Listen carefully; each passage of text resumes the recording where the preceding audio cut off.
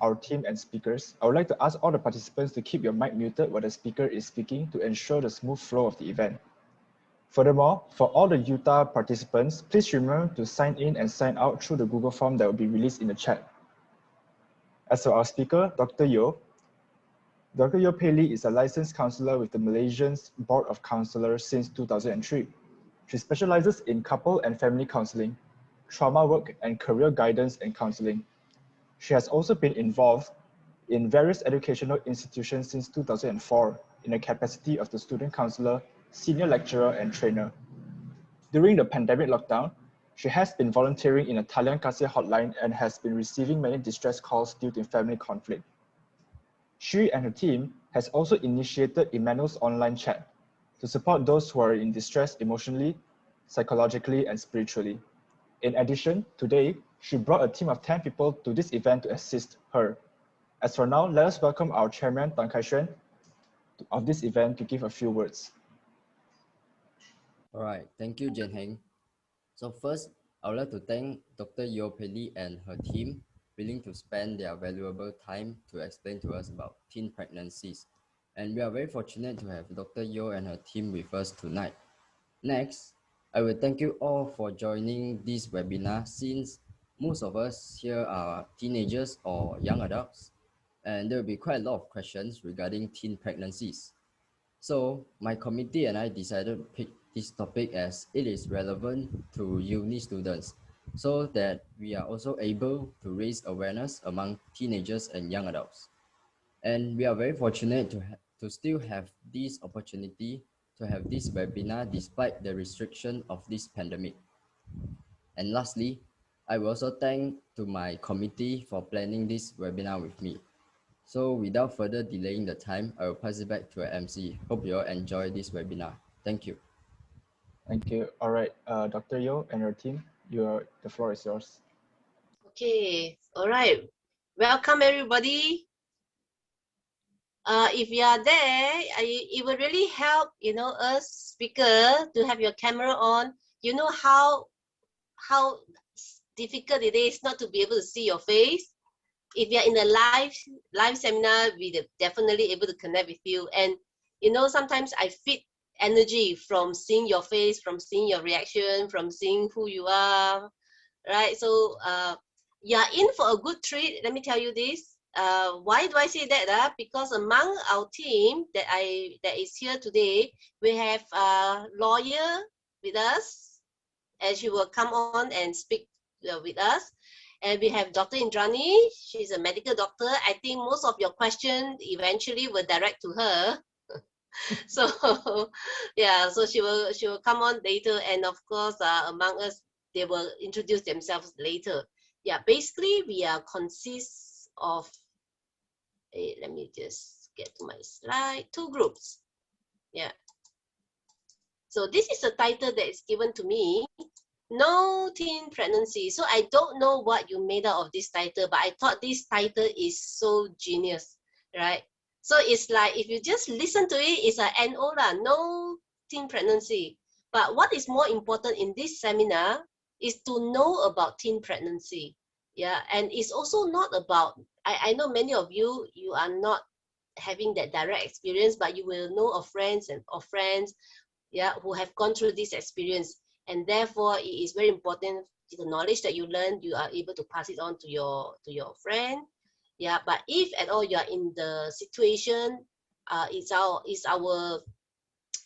desire, is the message that we want to bring forth is that you be responsible, right? So the 2 team in that has come together for this. One of it is Soroptimist International Club of Bangsar. It is kind of like similar to Rotary Club. We all heard about Rotary Club, but this Soroptimist is really for women. Yeah, the membership are all women.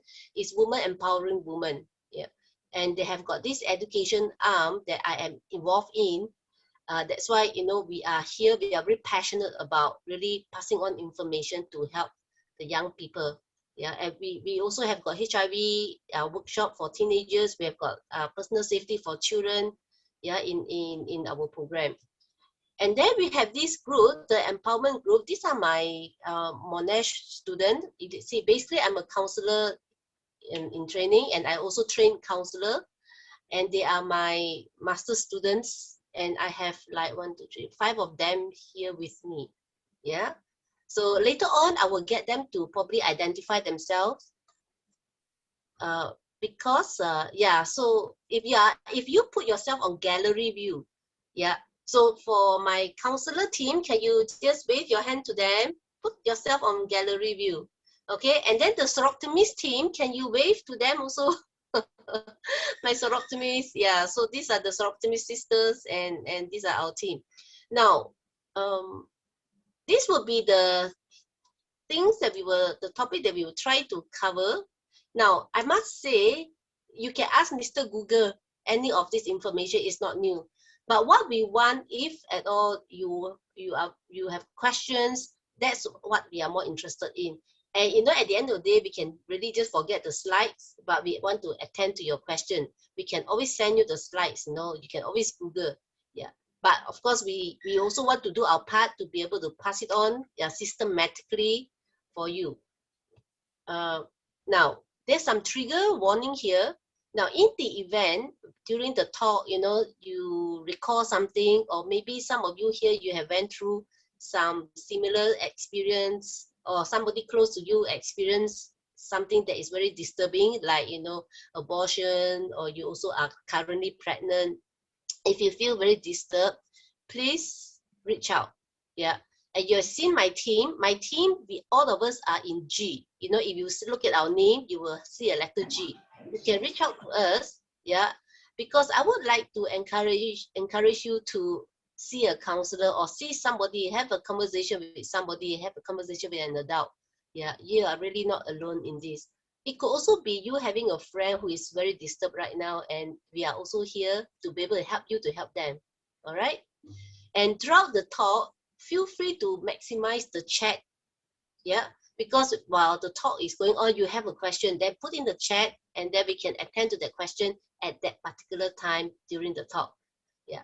So, you know, in every session we have ground rules. The ground rules here, just so that we are all on the same page, is for you to participate 100%. That's all we need. Yeah, just participate, enjoy, and be involved. Yeah, in every moment. Yeah. So now, yeah. So these are the list. Just now was quite hard to see. Yeah. I'm going to pass the time now to Anne. Anne is yeah. She will tell you more about herself, and she's going to just have a fact check of how much you know. I think you're muted, yeah. Okay. Hi everyone. So glad to be with all of you this evening. I'm one of Dr. Yo's students and part of the empowerment group that Dr. Yo Bailey now mentioned earlier. Now, to kick us off, I know this is such a serious topic, so I thought we'd start off with something a bit lighthearted. Although, as we go through these facts and myths, there will be some very serious things we are talking about, but you know, we want to get everyone in to participate. So I'm sure all of you are familiar with Kahoot. Can you all see the screen? Can you all please go to kahoot.it? You know, use an anonymous name, use any name. It's just for the fun of it, to get everybody engaged, warm up, and involved in this presentation today. So I see we have 107. Honestly, I've never used Kahoot with like so many people. So let's see how it goes. Oh, that's fast. Yeah, yeah. So quickly. Yeah, that's good. So yes. people are joining in. Yes, yes. Come on, everyone. Yeah. I'm going to give you guys like 1 minute to enjoy as many We have people as 174 people in the house and 63 people joining, 65 now. yes. Numbers are going up fast, 77. I'm going to give it 30 more seconds. Thank you so much for all those who are like on the ball, like with your phone Wow, there's so many people now. going so quickly. So many people. We have 176 people, 92 people who have joined us. Another about 82. Come on, I'm going to go for 100. Let's reach 100. Come on. It's That would be like the largest Kahoot I've ever done. I think it will go further than 100, Dan. In You fact, think so? You yeah, think so? sure. yeah. Okay, okay. But I want to have a time limit because I want to get us going. So let me just Let's give up one more minute because you know what? We have Okay, 178 okay. people in the room now and 108. It's catching up really fast.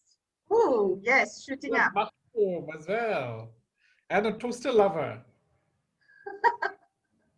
Angel as All well. kinds of characters. 14. Yes.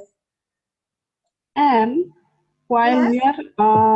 we are waiting for all the participants, maybe you want to explain a little bit how we play Kahoot. Maybe some of them have not ever used it before. Bring up Oh. 116 now. Come on, let's make the number higher. 107. Sure. So for those who are not familiar with Kahoot, the question will flash on the screen that you are seeing. But then when it's time to tap your answer, you will use your own device. So if you're using your phone, please tap your answer on your device. Yeah, it has happened to me before. Like I'm trying to click the answer on my screen, but that's not how the answers are accepted. It's actually accepted on your own device. All right. Thanks, Erin, for that. Yeah. Okay. All right, 120. Shall we start? 120 out. Let's go. Click start. Okay. I've only given 10 Hello. seconds to answer. Okay. So I want quick answers. Let's go. Yeah, don't think so much. Yes. True or false? Jumping or running after sex can prevent pregnancy. Go.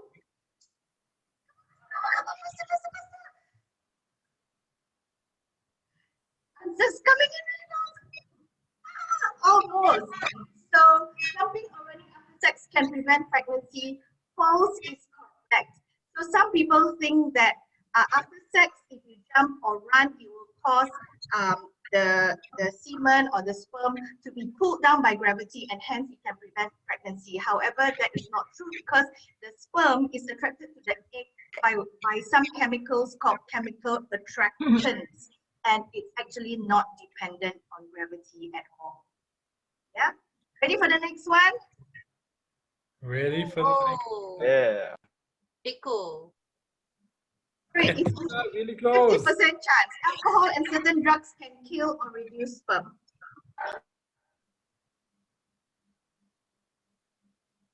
Oh, this one I was give more time. Oh, I think yes, I think we have most people here answered.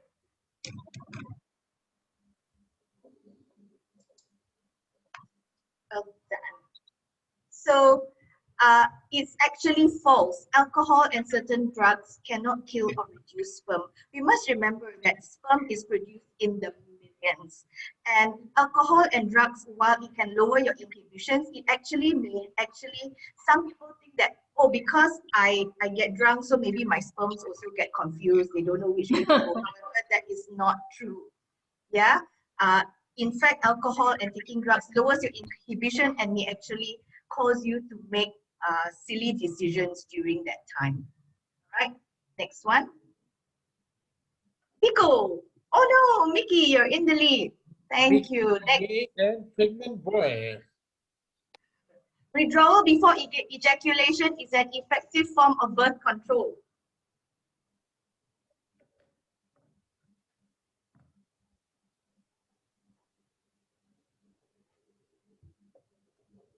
Yes, the answer is false. So sperm is not only produced during ejaculation, during the process of sex, there is fluid that is continually produced, and this may contain semen and contain sperms. Yeah. I just wanted to again highlight, Dr. Indrani, you are there. Feel free to jump in. I think I want to get in down here. Sure. Can y'all hear me? Okay, withdrawal before ejaculation. I think the answer is false, not because of sperms are only produced with ejaculation, okay? But the speed at which withdrawal takes place, you may spill some of the semen in the tract, and that is enough to cause a pregnancy. So, so the sentence withdrawal before ejaculation is not an effective form of birth control. It's not. So you must understand, you will not be able to withdraw as fast as you want to. So that's a myth actually. Yeah. Yeah, absolutely. In fact, one of the things I was reading is people think they can ejaculate in time, but sometimes in the heat of the moment, in the passion of the moment, you may not be able to be thinking right and you may not ejaculate in time. Yeah, sorry, I'm being very passionate. Okay, next. Good, Nikki, still close. But top we have YE. Next. Can't get pregnant if this is my first time having sex.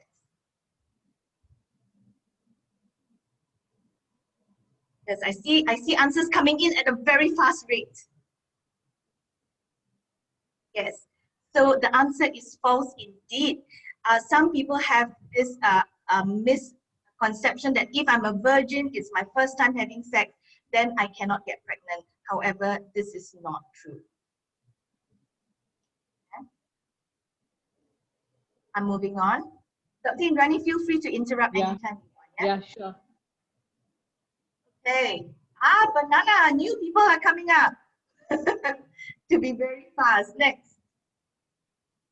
If a girl is on top of a guy during sex, it will prevent pregnancy.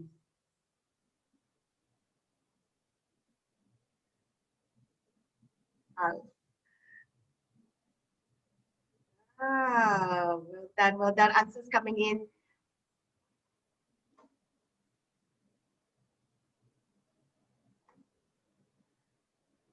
Right, correct. The answer is false. Most of you picked false. Some people believe that different positions, you can be more productive.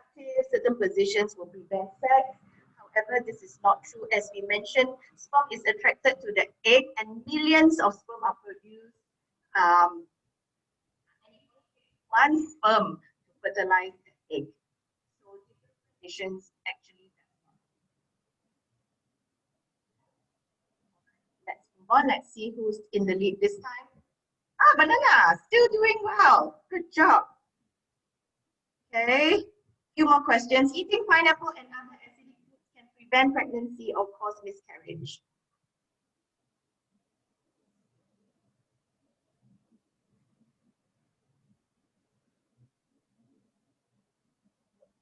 Yes, this is actually a myth. In fact, I feel that it's a very local Asian myth because we have so many sensitivities about, oh, cannot eat this, you can eat this, which actually in the West is not proven that there could be foods that can prevent pregnancy or cause miscarriage. There's no scientific evidence of this. Yeah, let's move on. Oh, very good. Matipang, a close second. Masturbation before sex means I have no more sperm left to get my partner pregnant.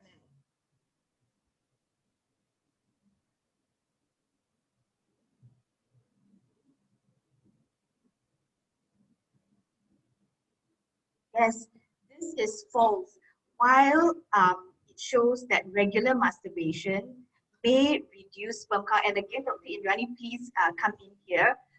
It doesn't mean you have no more sperm left, or it doesn't mean that the chances of getting your partner pregnant is less. Yeah, Dr. Indrani, anything to add here? Yeah, you're right. Masturbation does not, because a man actually can produce sperms at any time, and they actually can ejaculate at the rate of once in about 15 to 20 minutes. So they can, you can't say that after masturbation, you are actually clear of sperms, because there's millions of sperms that are being produced and all the time, the young, you know, so that's actually a myth. Right, right.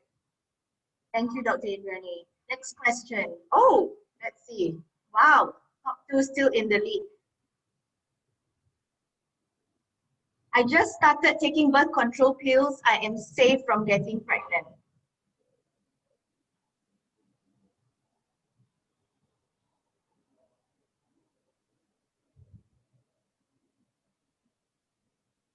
So this is false, right? So when you start taking birth control pills, it actually depends on which time of your cycle you have started taking the birth control pills.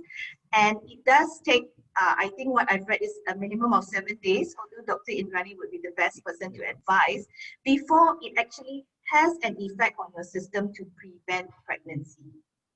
Yeah, so Indrani? if you're going to take birth control pills, you have to take it properly. You can't suddenly take it today and tomorrow have sex and tell, oh, I don't want to become pregnant. It doesn't work that way. It actually works on, you know, it's actually hormones. These birth control pills are actually hormones. So what actually it does is it actually prevents ovulation. So the best time to start taking birth control pills is always immediately after your period, and then you start as a full 1 month cycle, and then it goes on. And if you miss even 1 day of your birth control pills, you stand a risk of becoming pregnant. So you cannot say, oh, I've been on the pill, so I will not become pregnant. So you have to understand that you have to take it every day, and even missing 1 day is enough to, you know, there's a chance of you becoming pregnant. Okay. Yeah, carry on. Ah, Timothy, you have beat banana now. You're up ahead. Having an abortion will affect me emotionally, physically, and mentally for years to come.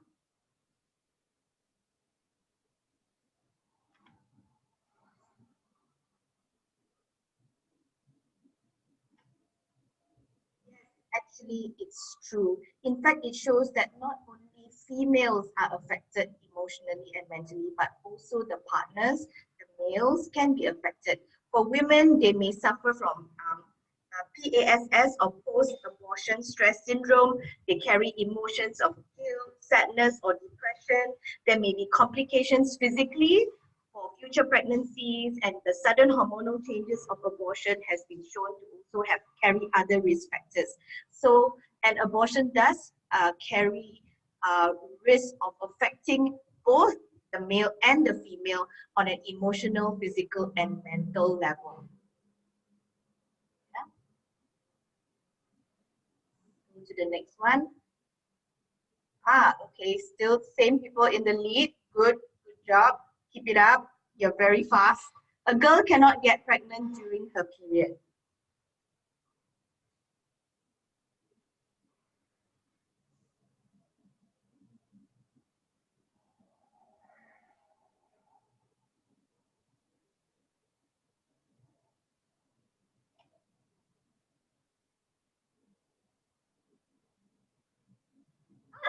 I'm so surprised by the answers. It's 50-50, right? I'd like to invite Dr. Indrani to explain more about this bleeding and understanding this a little better. Okay, I think this needs a little bit of explanation. Now, first of all, we need to find out whether you are having a regular period or not, okay? There are some people who actually have regular periods. Every 28 days, every 30 days, they have periods. But along the way, there can be a situation where, you know, they are stressed, or, you know, they have taken some hormones, they have taken some pill, you know, to delay the period because, you know, they want to go for a hiking trip, or, you know, something they have done.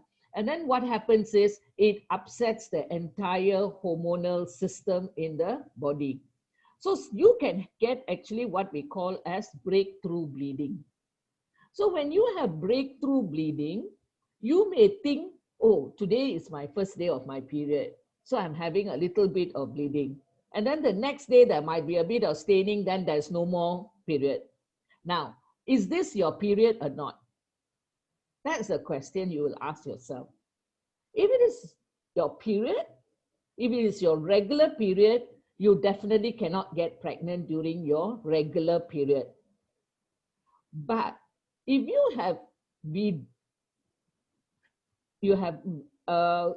breakthrough bleeding, or you have actually some stress and you are having actually some sort of menstrual irregularity, you can become pregnant, because you do not know when your ovulation is going to take place. Normally, ovulation takes 14 days before you get your period. That 14 days before period is a fixed period, okay? Now, if you must make sure you do not have sex 3 days before and 3 days after ovulation, because we know very well that fertilization takes place during the passage of the ovum to the passage of the ovum. Are we off? No, we're still on. Okay, We can hear you. the whole screen is gone off. So anyway, the ovulation takes place during the passage of the ovum from the fallopian tube to the uterus. So that passage takes about 3 to 4 days. So we must understand, if you want to be safe, then you must know exactly when your ovulation is. So when you have breakthrough bleedings and all that, you don't know when is your ovulation, when is your safe period. So there's every chance you can become pregnant. So this is how I will explain to you all the menstrual cycle, and then whether you can become pregnant or not. Okay? Thank you, Dr. Rani. I hope that was clear to the rest of you. This was like the closest in terms of answers and uncertainty, right? It's like Do you almost have the screen on? Do you all have the screen on? Yeah, it is on. I'm going to go to the next question. We are like 2/3 way through. Timothy, well done, still in the lead. Okay. All forms of contraceptive are at least 99% effective.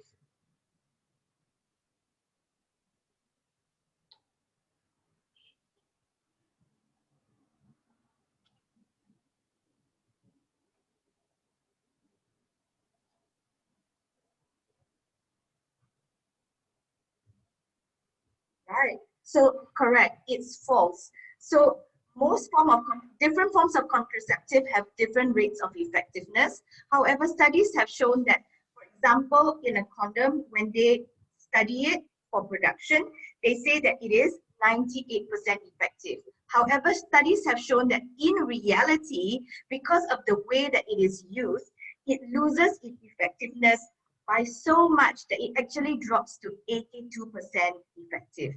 So similarly, just now, Dr. Indrani had mentioned about contraceptive pill is actually 99% effective if taken properly, if taken regularly. However, if you miss one, if you forget it, the effectiveness then drops to 91%. So there is actually no foolproof method of contraception. Let's move on. New leaders have emerged. Certain medications can reduce the effectiveness of the birth control pill.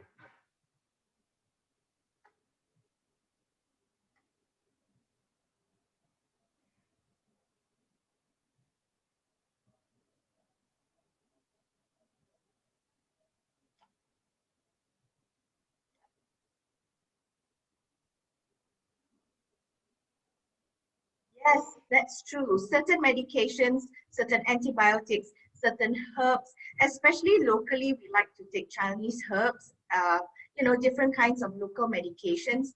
They may have an effect on the effectiveness of the birth control pill.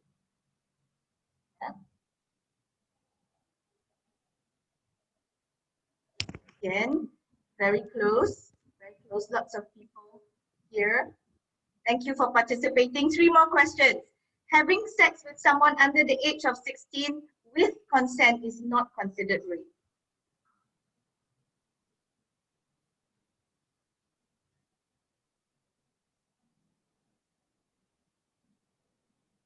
False. So you are right. And I wonder if Nora, would you like to say something about this? Just a few words on this before we move on.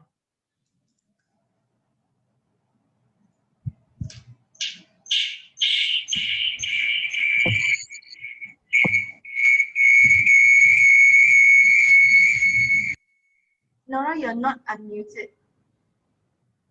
No, not yet. Okay. Am I muted now? Yes. Oops. Okay. Yeah, now we can hear you. Can you hear me? Yeah. No, we'll be talking about this later because I think a lot of people think that, you know, if you have sex with someone below 16, that's okay because she also agreed to it. As long as the girl agrees to it, it's fine. Or even, you know, in cases of sodomy, the boy agrees to it, it's also fine, but that's not the case. So be careful if you are having a relationship with someone below 16. Okay, we'll talk about it later. Great. Thank you, Nora. Thank you. Pregnant boy still in the lead. Well done. The abortion pill is completely safe.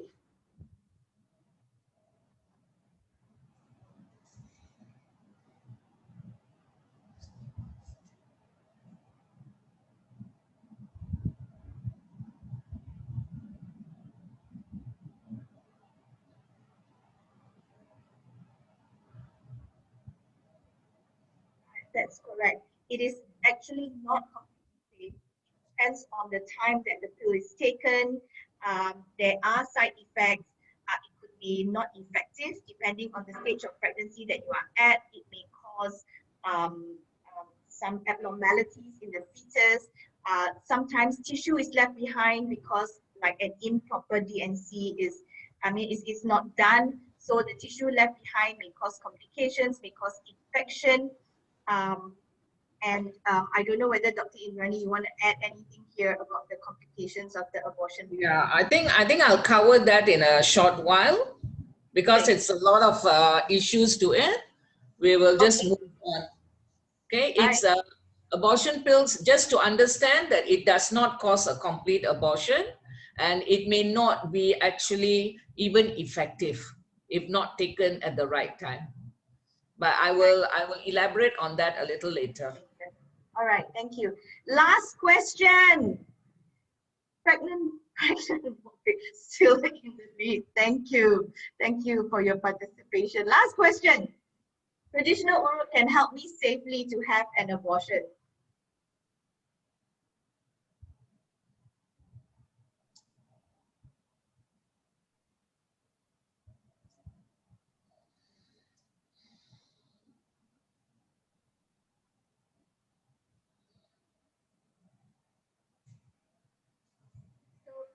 False. There are some traditional methods that we think can help us.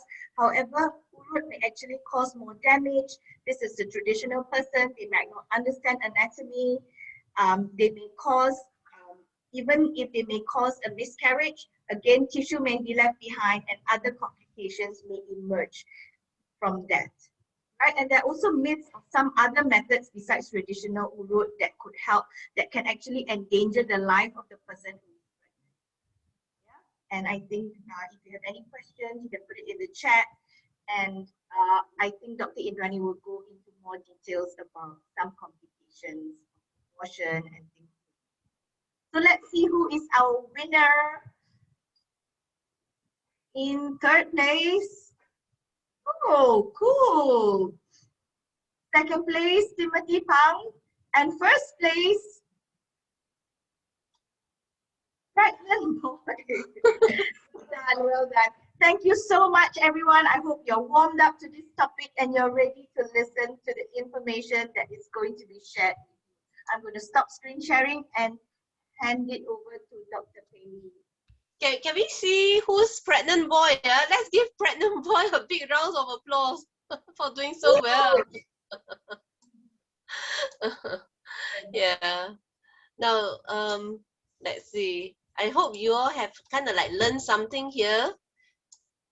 if there's some new information that you have learned, can you put in the chat box? Is there something new that come out for you just now? Something new that you have learned? Just put in the chat box.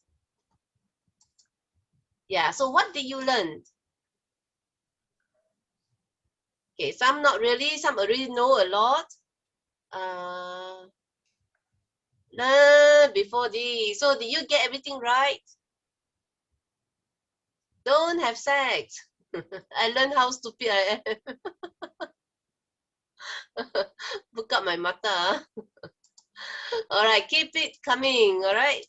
Now some facts and figure. You know, from the very beginning, I already told you probably, you know, this thing. We can just forget about the presentation. We just attend to question. Yeah. Most of you will have known a lot of things. Now let's just have a look at Malaysia's statistic. Yeah. This is in 2015, but then it has been consistent, yeah, in the last few months.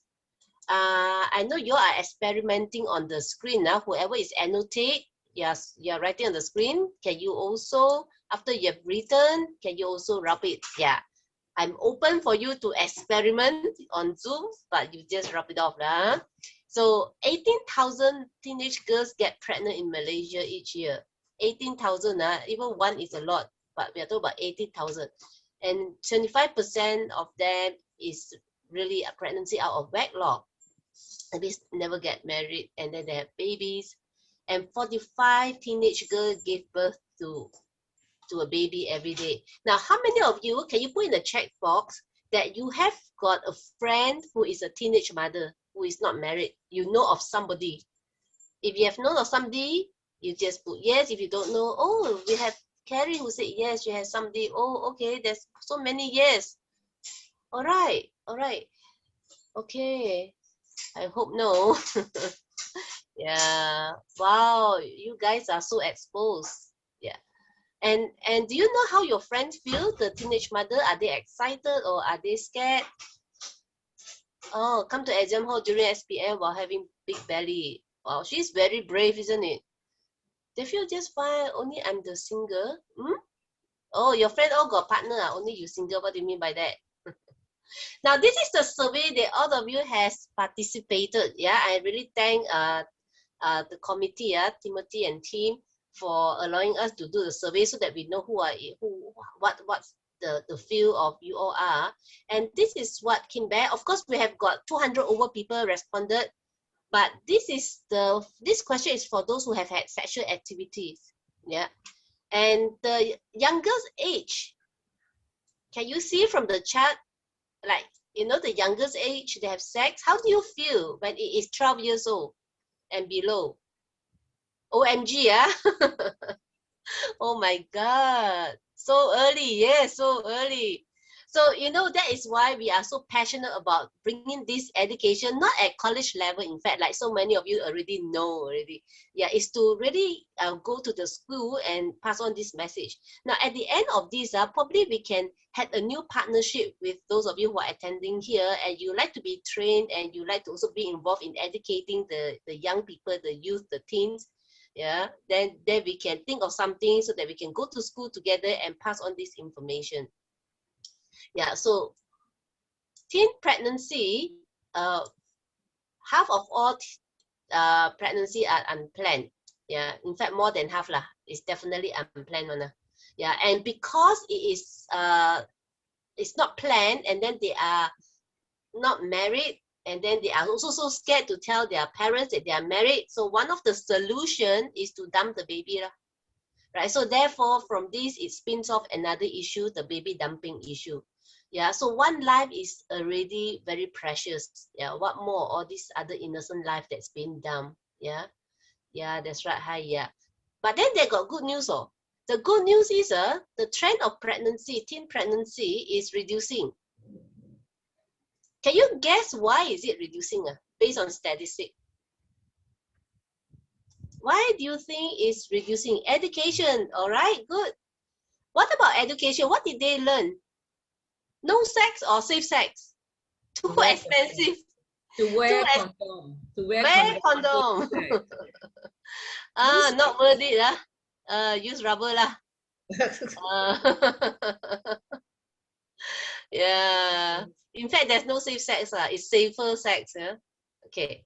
So reason, lots of divorce, college graduates, so they are all educated, or then there's birth control, and people choose not to get married. Yeah. So there are multiple reasons, and of course that statistic is not just for overseas, in Malaysia as well. It's in the decline. Yeah.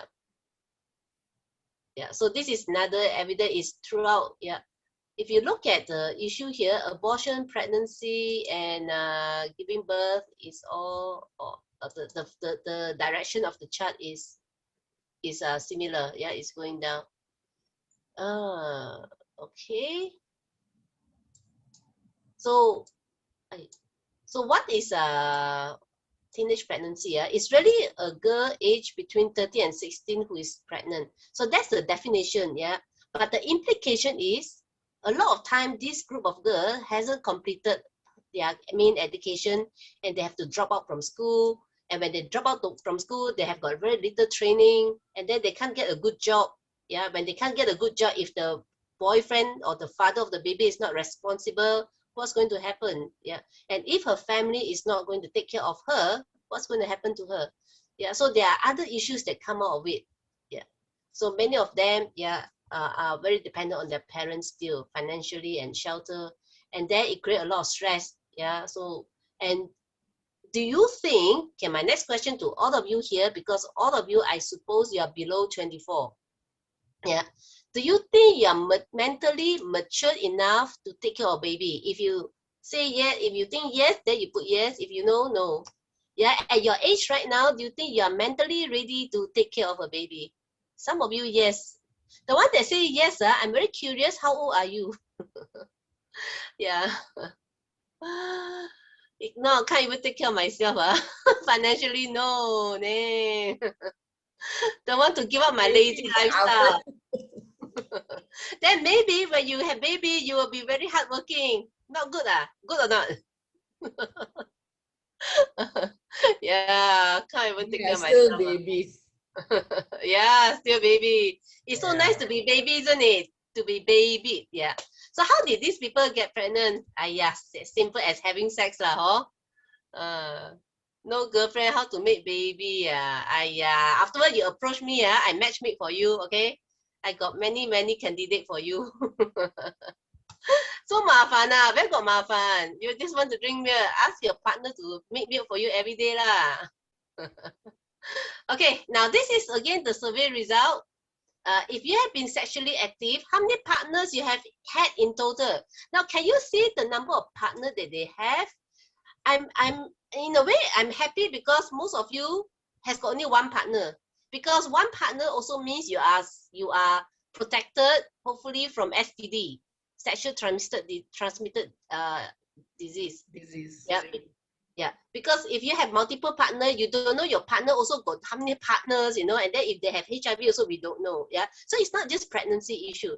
Now, can you see this? So more than 10 partners already by, let's say 24 years old or 23 years old. Wow.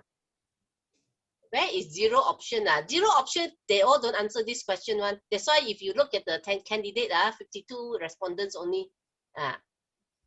Yeah, wow, this wow is for who? Virgin gang, where are you? Illegal prostitution.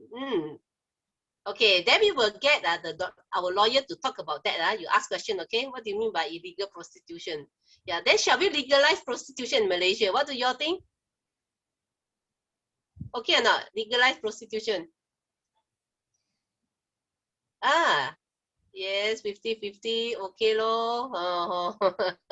For economic boost, got supply, then there will be demand, isn't it? Got demand, they got supply. Can charge more tax than cigar. Tax the prostitute. Wow, you guys, are you from business department? Which department are you in? Can you just type in? Are you psychologist? Are you medical doctor? Tax kau. Okay. Accounting, okay. No wonder all the business people here all think about making money. Yeah, I want to employ you already. Help me make business. Biomed. Okay, good. All right. Okay, next, let's see. Okay, signs of pregnancy. Can you put in the chat what are some of the signs of pregnancy that you know? Okay, we have PR people. No period or autism. Vomiting, okay. Morning, nausea, sleepy, vomit, cramp, okay, question mark. Maybe the doctor can confirm, Breast hurt, Yeah, breast pain, nausea, hungry. Okay. So we have graphic designer here. Tiredness, mood. Two lines means what? Oh, okay. You do the test, pregnancy test. So clever. Bleeding gum. How come, Yes, doctor. No lah. Why you got bleeding gums from pregnancy unless you are having vitamin C deficiency already. So fruit craving, yes, fruit craving, craving for asam, asam food. Heartburns, very good. Mood swing. Ultrasound look. But then if you don't suspect, then you also won't go for ultrasound, yeah. So what do you see that make you go to ultrasound? Only got kick inside. That time it's too late already lah. Oh, so big already, the baby, How many months, doctor? 5 months already, Until 5 months. Yes. Mom asked my period. Okay. Yeah, amenorrhea for 2 months. Okay. All right. Okay, you all do know a bit, So I'm going to get Dr. Indrani. Maybe you want to take this slide. Okay. So I think you all have got the gist of it. Okay, missed periods, breast soreness, increased basal temperature. But you see, what is important is when are you going to suspect that you are pregnant? I think that's very important, because the earlier you know that you are pregnant, then if you want to make a decision, then you got to make the decision. Okay. Now, the best people who can exactly know when they got pregnant is people with regular periods. If your periods are irregular, then you actually fall into the difficult the category. Okay. If you have regular periods, and if you miss your period by a week, you can already go and test your urine pregnant. You can do a urine pregnancy test. Now, this urine pregnancy test, you can buy that kit from any pharmacy. You can buy it over the counter. It's not an issue. Okay. But when do we do the test? That's again an important thing. You have to do the early morning specimen, because you are still just 1 week. But if 1 week the results come back as negative, don't be too happy. If you get your period within 1 week, okay, fine. But that must be a normal period. Then you can say, oh, okay lah, I got a delayed period. But if you just had 1 day of period, it could have been an implantation bleed. Then you are in for, you need to check again your urine in 2 weeks' time. So at that time, you are actually already 6 weeks pregnant. Now, this is the most important time when you got to decide if you are married or not married. If you are not married, do you want to keep this pregnancy? If you are married, if you are a teenager, do you want to carry on with this pregnancy? You got to make a decision. The best time to make a decision is before 6 weeks, because that is the safest time. But saying all this, abortion is illegal in our country. So you actually cannot abort. But what happens? Sometimes to actually safeguard the wellness of the mental, the physical, the spiritual health of all parties, sometimes we have to decide whether we want to carry on with this pregnancy or not. And we can actually go on this fact that, you know, there is some mental trauma, the girl is undergoing mental trauma. She may actually in her life, because she has found out she's pregnant, you know, so we can actually do that, and 2 doctors can sign and make it legal. Saying all that, you are killing a life. Okay, will you be able to take that kind of a mental trauma, emotional trauma? Will you be able to accept it?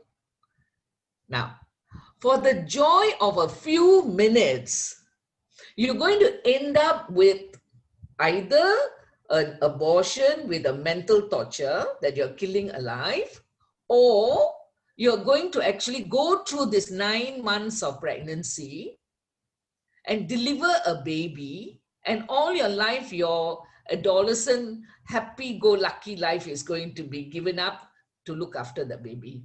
So there is something that you got to think about. It's easier said than done. For me, is best is no sex lah. Best is avoid pregnancy, and I be happy. I complete my education, and I become more stable, and I decide. But failing which, you have already done it, then you have a issue, so we have to face the issue. So just now there was a question, does abortion cause any harm to the mother? Yes, it causes. Emotional, mental health is affected. Now, when you become pregnant, there's a lot of physical changes that happens in your body. Don't forget, your uterus becomes very, very soft. And if you attempt to do an abortion and you go to a place that is not really qualified to do an abortion, they can actually puncture your uterus. And they can actually puncture your uterus and actually go through your intestine and cause a total septicemia, and you get an acute abdomen and you can die of it.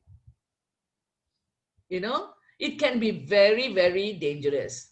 But of course, if it is done in a right center, by a gynecologist and all that, yes, it is not harmful, but it's expensive. There was a question asking, how much does abortion cost in Malaysia? There is no fixed price. If you are desperate and you go to the clinic, and that doctor will take advantage and say, look, you are unmarried, you want it to be done, you are already 10 weeks pregnant, you will have to pay maybe 2,000 ringgit. Because the cost will depend on how long you're pregnant and how desperate you are. That's how they jack up the prices. But the risk of abortion, the longer you wait, the more risk that you carry. So saying all this, you all know all the symptoms. You don't need to wait for the symptoms, because the symptoms only come on after 6 weeks to 8 weeks. So to me, the first sign of pregnancy is the moment you miss your period, and if your period is regular and you have had a sexual intercourse mid-cycle, then most probably you are pregnant. You don't even have to wait. You know, I think we should be more matured in actually already suspecting there's some kind of fire brewing up somewhere already. So we must quickly try and put off the fire. Because by the time you wait for morning sickness, by the time you wait for, I'm craving for food, I want to put on weight, wait for the baby to kick, then it's too late.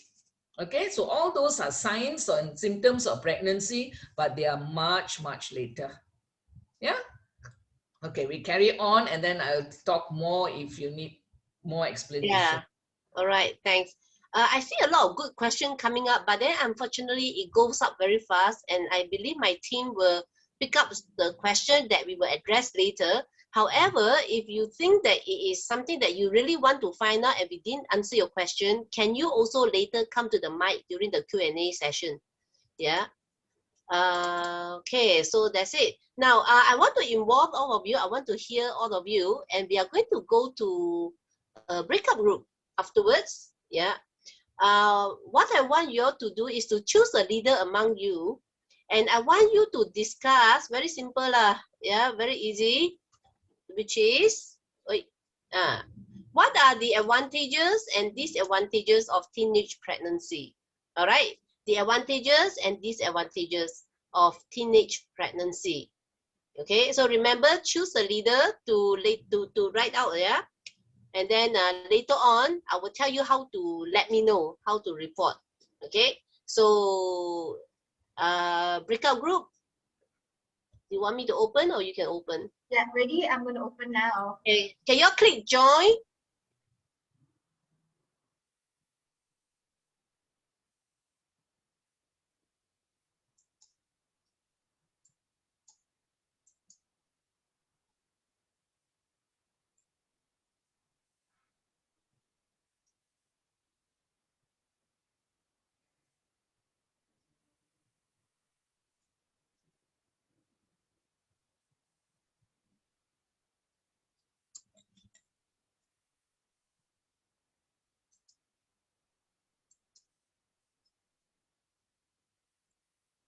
And do you want to go somewhere?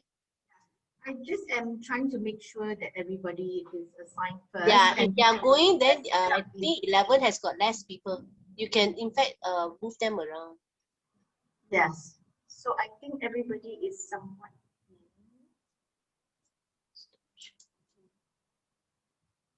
Okay. Some that don't have room yet. They are joining. How do I add those that are not in breakout room to the breakout room? Not that I open it already, right? So now there's one more person here that is not in the breakout room. That's you, what? That's no, there's another person here. Oh, Chin. How to add to the Liao Xingqi, are you there? It should not be. It should be automatically there. Yeah, actually, I put each facilitator with.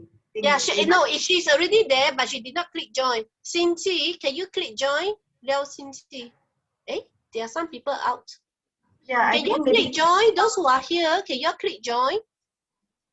Are they not assigned yet to the meeting? Let me go to put her in. Okay. Yeah, I can't seem to add her to. Okay, actually it's their side. They have to click join. Can you all click join? Yes, did you? Okay, I think everybody is in the room already now. Right? Juliet, you want to be in, is it, Juliet? Hi, I'm actually in another Zoom meeting as well. So it's kind of you just go there, kepo lah. You just keep quiet only. Just listen in only lah. Here you got nothing to do. So I joined the Zoom room and I just keep quiet lah. Just keep quiet lah. No need to participate. Just let's wait for more to come in.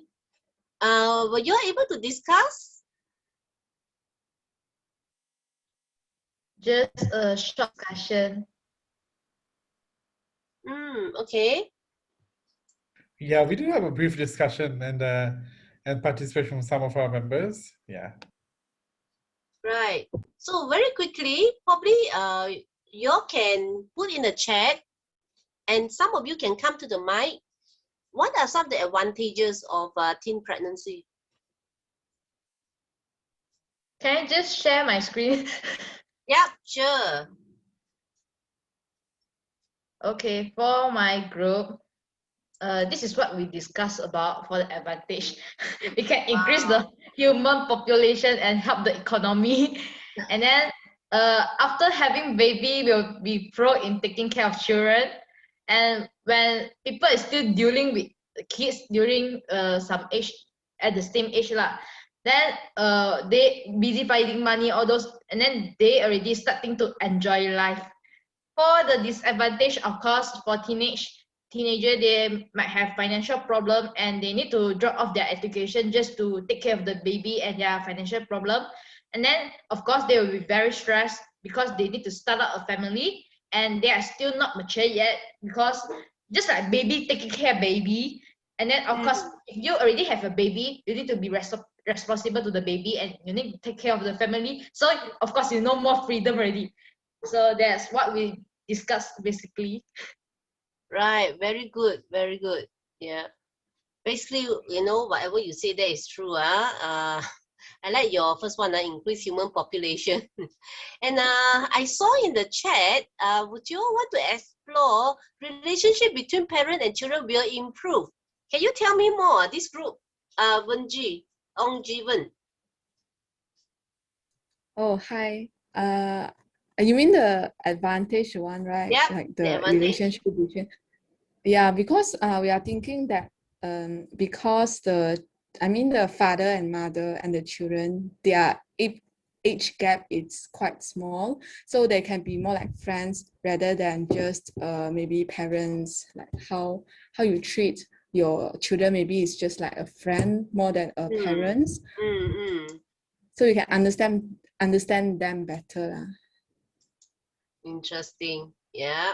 And maybe like between the father and mother, their relationship may be improved because they have children. They have to together to solve the problem. So maybe they will find that it increased the close. They feel more close towards each other. Yeah. You know, a lot of time teenagers, when they're accidentally pregnant, they are so scared to tell mommy, daddy. But eventually, your mom and dad will accept you and will be able to go through and help you with this problem together, because we are one family. Yeah. Now, the other groups, anyone else wants to add on something that is very interesting, something that stands out, something that's different? In my group, we discussed about how one of the advantages is that the parents will be able to witness their child growing up, and there'll be a smaller generation gap. So they can go through a lot of things together, like maybe they'll share more things with each other because there's a generation gap. And one more thing is that another advantage, children can take care of their parents when they are older, also due to the small gap. Right, that's right. And then they can grow to see their great grandchildren. Yeah, that's true. Yes.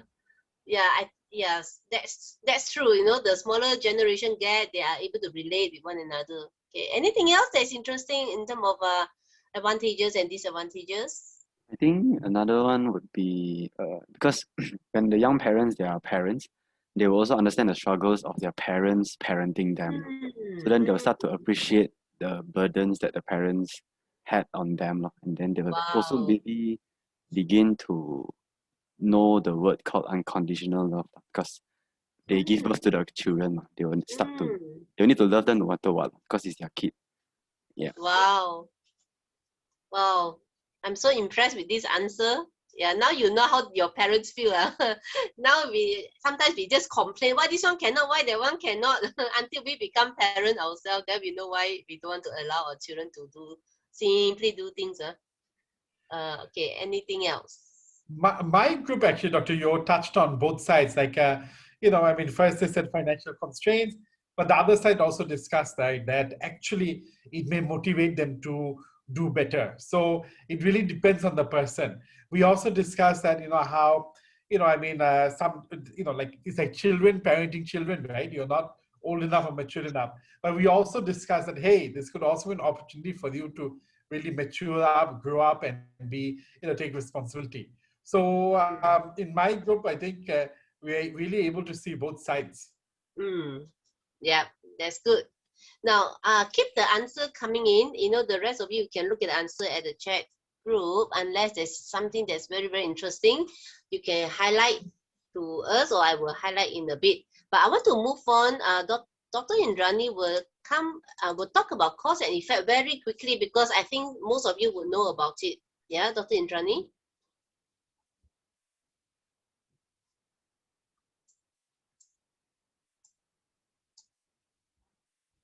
Are you muted? Dr. Indrani, I think you are muted. Okay. So very often, teenage pregnancy happens is very unintentional. Even if you're married or unmarried, if you're married off due to some reason, also usually is unintentional. So we need to realize that, you know, the few minutes of fun might cause our whole entire future to change. Okay. So we have all these cultural reasons. So sometimes you find that, okay, you become pregnant, you come back and you tell your parents, well, you out of fear and all that, you're forced to tell your parents. First, your parents might just throw a fit, but after that, they will come down, relax, they will really help you out. But ultimately, you may have to decide now, what we do. Okay, sometimes they just get married and then, you know, married off if the boy and the girl, both families agree. But don't forget, your income will not be in par with your counterpart who is going to get married later because he's more settled, right? You will have to depend on your parents. You will have to have emotional support. So you cannot actually go on with this kind of a life, and then it'll end up with a lot of stress. Okay. And you find that the lower income group people actually have 4 times more likely to become pregnant because, you know, there is no other entertainment, in other words, actually, you know, so they become pregnant. So it becomes a vicious cycle. They become more stressed, and ultimately you get sometimes even, you know, you want to change your partner. So they end up with divorce, fights, and poor child is left with a single parent to bring up. And the, you know, so you have a problem down there. So this will end up with loss of education. So you find that there's no education. So there's unstable, they are unstable financially. And why does this happen actually? If we find, I think we find in among Asian parents very often, we hardly speak about sex education among our children. You know, it's like, you know, everybody feels shy about it. But I think it is important to actually to teach them and to tell them that the only way you become pregnant is indulging in sex. There is no such story like, oh, I kissed and I became pregnant. Some people think, oh, I just, you know, lied down together, put my leg over him and I became pregnant. They come and tell us this kind of stories. And then if they get this sexually transmitted disease, they will come and tell you stories like, I got bitten by a mosquito, you know, I had dengue the last time. Now I've got sexually transmitted. I think the mosquito gave me the STD. So all these are real, you know, unknown. I mean, it's real rubbish, you know, we have to understand it. And very often, many females think, oh, I've just got my period, you know, first time I just got my period, I can have sex and I won't become pregnant. Hello, you can become pregnant on the very first attempt of sex. Okay, now there has been cases where they even haven't attained puberty because they don't know they're anytime going to attain puberty, but the first ovulation, somebody raped them or somebody had sex with them and they ended up with pregnancy. They could be even 9 years, 10 years, 11 years, any amount. So please don't go off with this feeling that, you know, oh, I cannot become pregnant because I haven't had my period. Okay, so that's not true. And here is again one of those surveys that we did, sex education. We find that most of them actually have learned it from friends. So I don't know whether the friends give you correct information. And the other very high percentage is social media. So there's a lot of things in the social media, but you must understand what to take and what not to take. I think you cannot have a blanket rule, okay? One thing you have to understand is sex education means that a woman and a man must have sexual intercourse to form a baby. Okay? So there is no, you cannot become pregnant by kissing, by holding or dancing, or going for swimming in the same swimming pool. It doesn't work.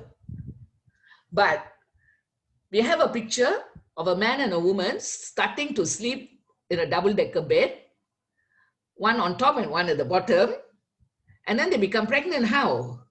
Not by sleeping up and down, but by sleeping in the same bed and having sex. Okay, so there is no two ways, any other way of getting pregnant.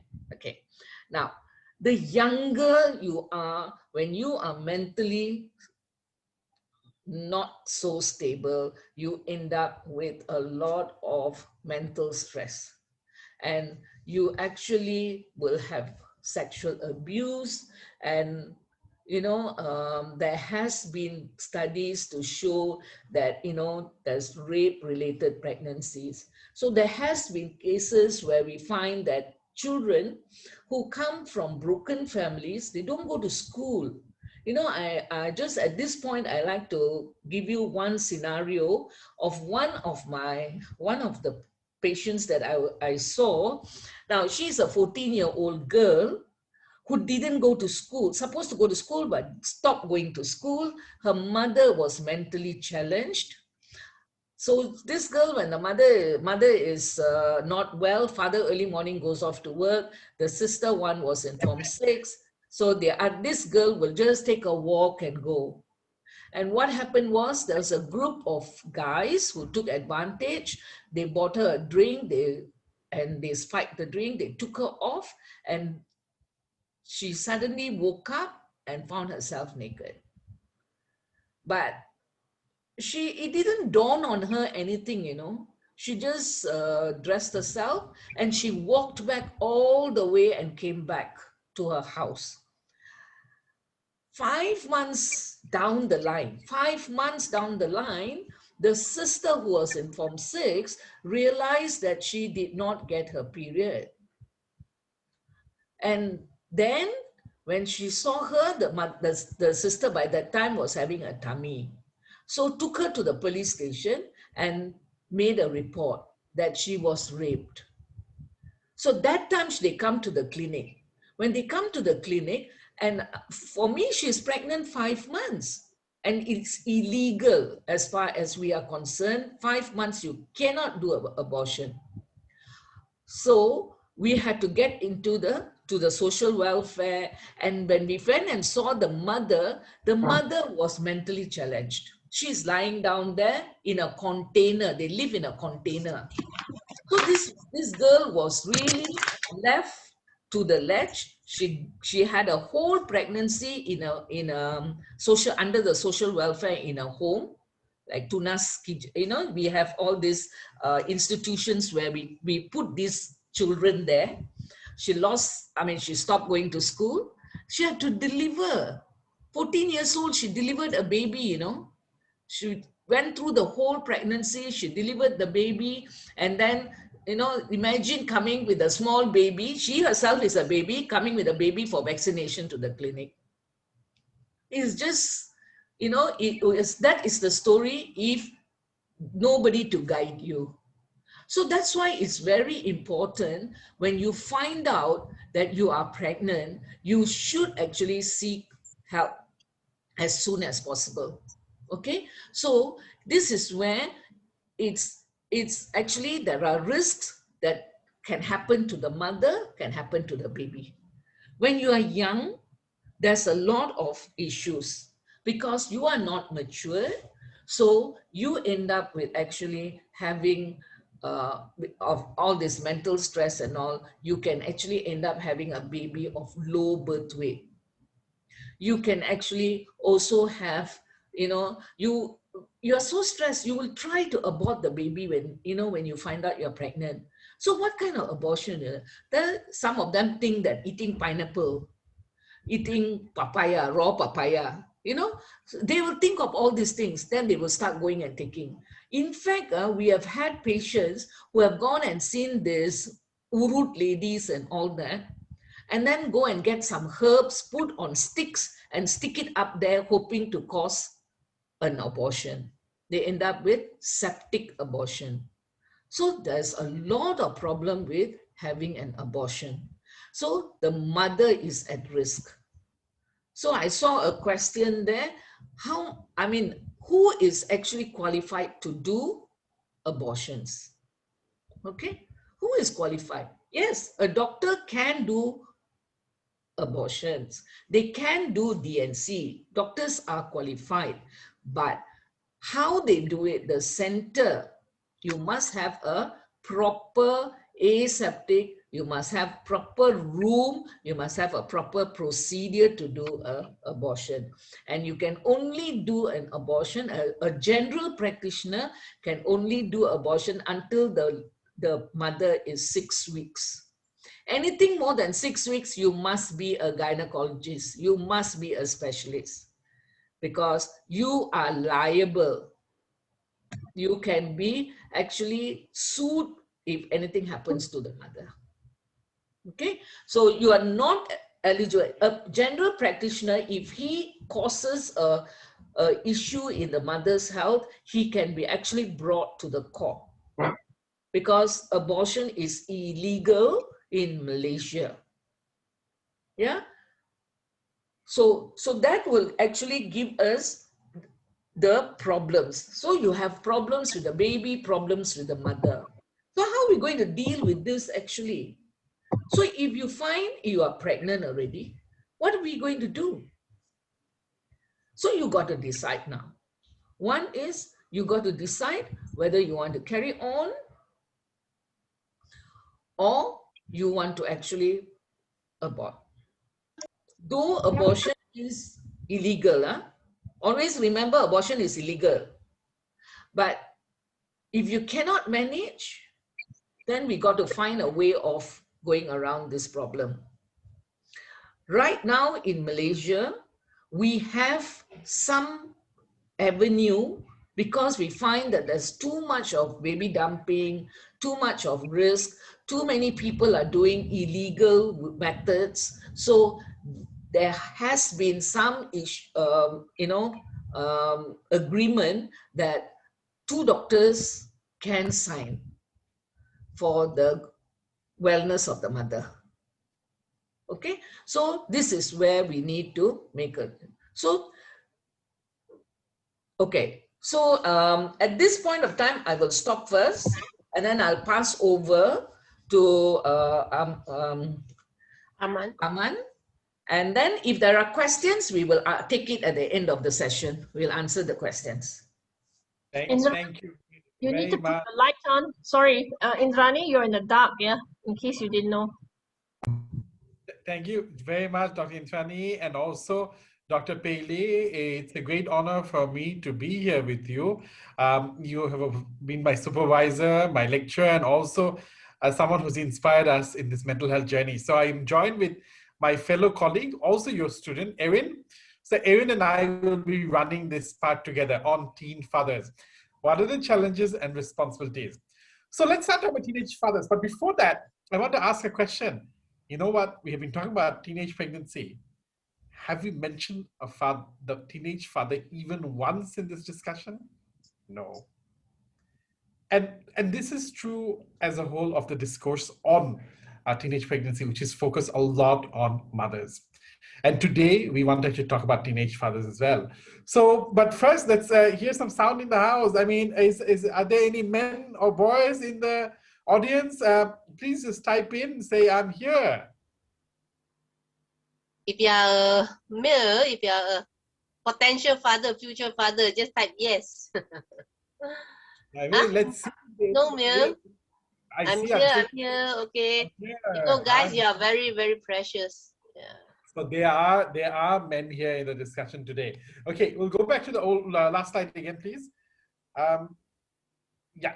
Okay. So we spoke earlier, right, that the statistics in Malaysia shows that teenage pregnancy is a social and economic challenge. There are 14 in every 1,000 Malaysian underage girls who become pregnant annually, right? So that means there are 18,000 teenage mothers. You know what? That means there's also 18,000 teenage fathers per year. Simple maths, right? But the focus is so much on teenage mothers that the teenage fathers are neglected in the public discourse. In fact, we don't have any discussion about how a teenage father can remain involved or how they can play a role in supporting both the child and the mother. So teenage fathers eventually become disconnected in the pregnancy, and this reinforces some of the negative stereotypes. What do we think about teenage fathers as a whole? Any responses, please, boys or girls? Both of you can reply to that. What are the negative stereotypes that we have about teenage fathers? Irresponsible, selfish, self-centered. So what happens is it's like a cycle. We assume that they're negative. We assume that the negative stereotypes that they bring dishonor to the family, they're selfish, they're self-centered, and in the process we ignore them and their needs. Imagine the father of the child, what he's going through, his emotional, his psychological challenges that he's going through. Just in the case of mother, of course, they have to deliver, so there's a physical aspect there, but there's also emotional aspect that mothers go through. Similarly, the fathers also go through an emotional and psychological impact on them, and I hope we can discuss that a bit today. So the main challenge here is really the same challenge for teenage mothers, which applies to teenage fathers: a child parenting a child. This is something that we discussed in the group just now as well, that is the mother or father, for that matter, matured enough? Because when you're underage and you're a teenager, you're going through your own development tasks in the life cycle, right? What you're going through as an adolescent yourself. Not only do you have to cope with that, but you have to also cope with the added responsibility. And I put the clear word here: responsibility of parenting. So teenage fatherhood, just like any fatherhood, can be a life-changing event. So the question that we have to ask today is, how can we help teenage fathers? Or rather, how can teenage fathers also help themselves? Next slide, please.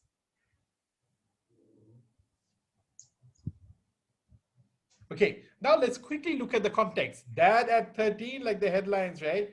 So let's look at what are the factors that influence teenage fathers. We spoke about teenage mothers before. Okay, one of them is risky premarital sex. And sometimes this assumption of masculinity, right, that men have. That if I'm going to have sex, that means I'm man enough. So that leads to risky behavior that may lead to pregnancy. Second is lack of information. Unfortunately, in this society, we don't really have much conversation about sex as a whole. And this applies to both men and women. At least now we're having the discussion about teenage pregnancy, which covers sex a lot.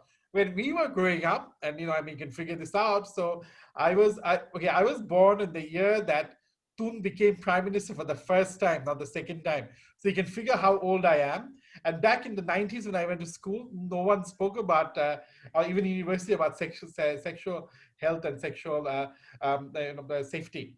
So the myths get perpetuated because you don't really have much of information. Third is peer pressure and having many partners, which also leads to risky behavior. Remember the guy in our survey or girl who said that they had 10 partners?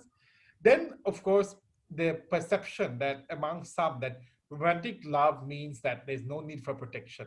This is also another risk, and a risk that leads not only to pregnancy, but also, like sexually transmitted diseases as well. The other trends that we see as there's an intergenerational aspect to this. Teenage fathers are often the children of teenage fathers themselves, meaning that if your father was a teenage father when you were born, it's likely you will perpetuate that cycle. And studies also show that there's association. Most teenage pregnancies come from urban poor, lower socioeconomic groups, single parents, or where parents actually working in shifts with the lack of attention on the family.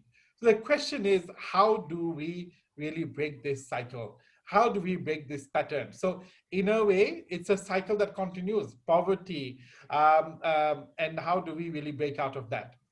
The risks that come through, okay? So like we said, First, we talked about the cause factors. Teenage father is likely to be a son of someone who was a teenage father, probably came from more poor background and less educated background. But you know what? This continues in a generation, right? So studies also show that teenage fathers are associated with low income and poor academic achievement. Not only is it a cause factor, it is also a risk factor for the future. If you're a teenage father, you're less likely to finish education and you're less likely to earn high and get prestigious jobs.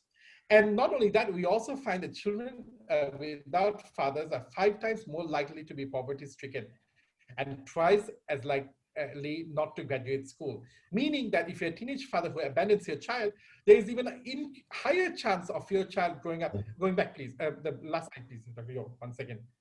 So meaning that there's a higher chance of actually an intergenerational poverty continuing.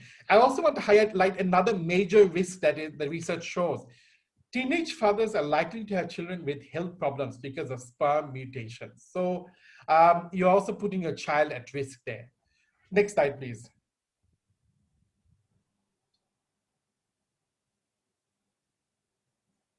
Okay, so now we talk about stereotypes. Some of you mentioned the stereotypes. The teenage fathers are selfish, irresponsible. I saw the irresponsible word quite a few times, uncaring. And I think a lot of this also comes from the images that we have from the media, from movies. The teenage fathers like, oh my God, what do I do now? And they run away. But the thing is, other assumptions are they're ignorant, they're careless, they're uncaring, and they have social deviance. But you know what? In reality, that's not the whole picture. Many teenage fathers actually rise to the occasion. They marry their girlfriends and they raise their children together. So we should not look at it only from a one-sided perspective. And research also shows that teenage fathers actually want to take responsibility. So it's not true that they want to avoid responsibility as we predict that. In fact, teenage fathers want to be involved in their children's lives. So we have to overcome this stereotype and remember something. Unplanned pregnancy is not necessarily unwanted pregnancy. Okay, moving on to the next slide.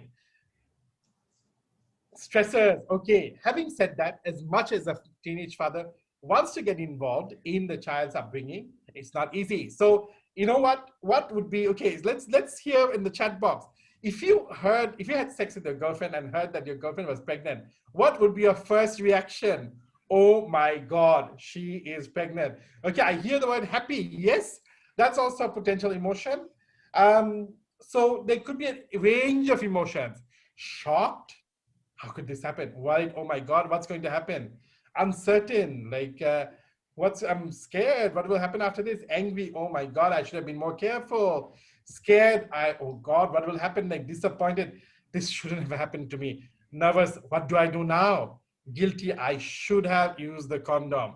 Or happy, oh, I have a child. The last slide, please, Dr. Yo. Yeah. Or it may be a combination of all of them.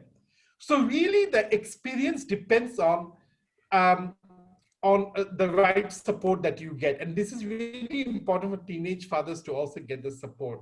And the crisis can be an opportunity. And this is something we discussed in our group as well. As much as it's a challenge, it can also be a transformative experience. Next slide, please. Impacts. But at the same time, there are some impacts. The biggest impact I want to share here is that the losing of boyhood. So that's why you need to really learn about teenage pregnancy, know your consequences and make your decisions. If you're going to be a teenage father, there is a chance that you're going to lose your boyhood. And you go through the different stages of grief about death of boyhood here. Denial, this is not happening to me. Anger, oh my God, why me? Bargaining, okay, what can I really do? Depressing, being down and dealing with it. And once you come to the stage from denial to acceptance, you can actually deal with it much better. You also sometimes have to deal with peer rejection, humiliation, society. But you know what the research shows? It's counterbalanced by being involved in the upbringing of the child and relationship with your partner. In other words, if you have a better relationship with your partner and with your child, you will be able to deal with some of the mental health stressors. But at the same time, it's so important to get support. And that's what we want to highlight today. Because if you don't get the support as a teenage father, it may lead to educational, financial, and career problems. Next slide, please, on responsibilities. Choices, okay, but before response choices, video game or baby food, big choice there. Do you want to go out tonight, or do you want to spend time taking care of the child? Do you want to earn more or take care of the child? Sometimes these are real choices. They're not necessarily choices if you're an adult father, but more so if you're a teenage father, because you haven't finished studying yet and you haven't finished getting a job yet. So please know your consequences. So what is fatherhood? Fatherhood is a serious responsibility. It's a social, cultural, and human role. Sometimes what we see as the image of an ideal father is based on our own father. And what are the responsibilities of a father and a teenage father? Number one, taking care of the children financially and emotionally. And bear in mind here, it's not only about the ringgit. Just because you're rich, you can't get away by just paying money and not emotionally being there. As a teenage father, you have to be emotionally and financially there. Being involved in your child's upbringing and life, that's a responsibility as well. Making sure your child's needs are met and your child is safe. And also, of course, in the process, providing physical, emotional, financial support to your partner so that you know that both of you are in this together. And it's important for us to look at fatherhood beyond just economic terms. There's much more commitment that comes in. So you have to ask yourself, if you're going to have sex and you have to be responsible, are you ready for it? The responsibilities that come from it, the commitment that comes from it. But there are some barriers. As much as teenage fathers want to get involved, it's always not easy. And that's where I'm going to pass this on to my colleague, Erin, to carry on with the barriers part.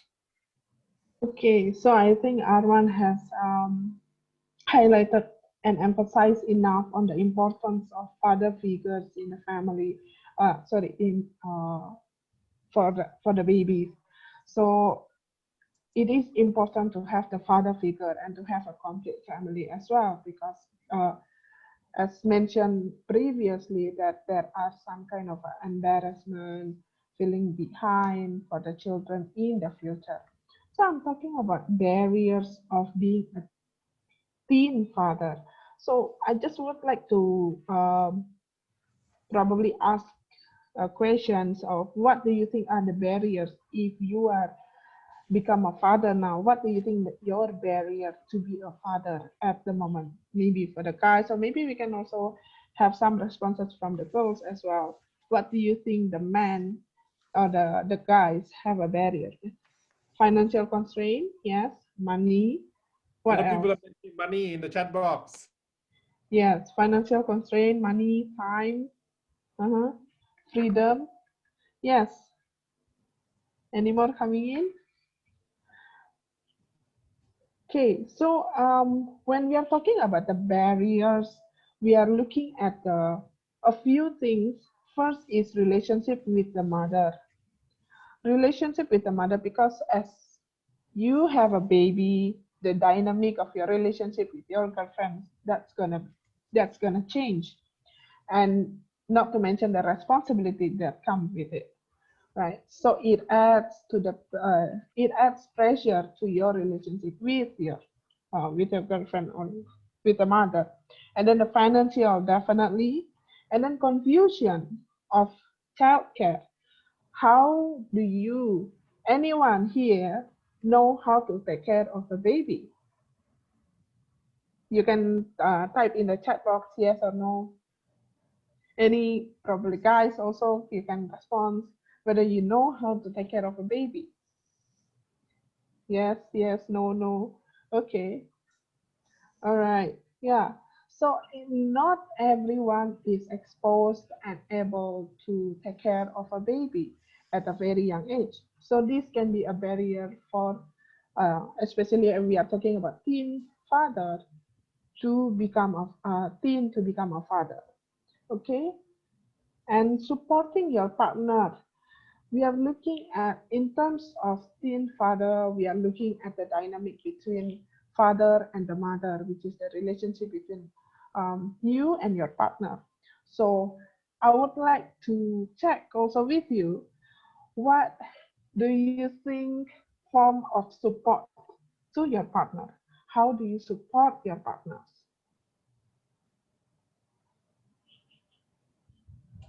Emotional support, okay. So like how do you provide the emotional support? Spending quality time, okay. Don't be affected when she has bad mood, okay. Quality, what do you mean by quality? Is it quality time? Be understanding, yes. Be there, being present for your partner. Communication, yes. Right. So first thing is to communicate. You want to be able, you and your partner want to be able to express what do you feel, how do you feel, what are your struggles in becoming a teen father.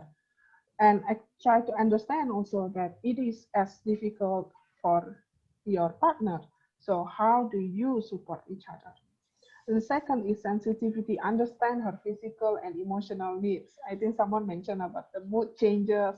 Yes, there are a lot of changes happen in your partner's body when during the pregnancy. So it messes up with your hormones, it messes up with your moods, right? So there are a lot of things. Don't let your mood control your decision making, right? So it sounds like the girl probably is affected by the mood, and then the guys need to support by providing a logical and rational support, right? So yeah, you need to be the pillar of emotional strength, definitely. And learn to prepare yourself to become a father. Learn to prepare yourself to attend a childbirth. Learn to prepare yourself to take care of a baby. There are a lot of resources out there that you can reach out to. I would like to emphasize here that we are not encouraging teen father, but in the case of this is happening, we are giving you all these resources to help to support you. Okay, so again, we are not promoting teen father from these slides.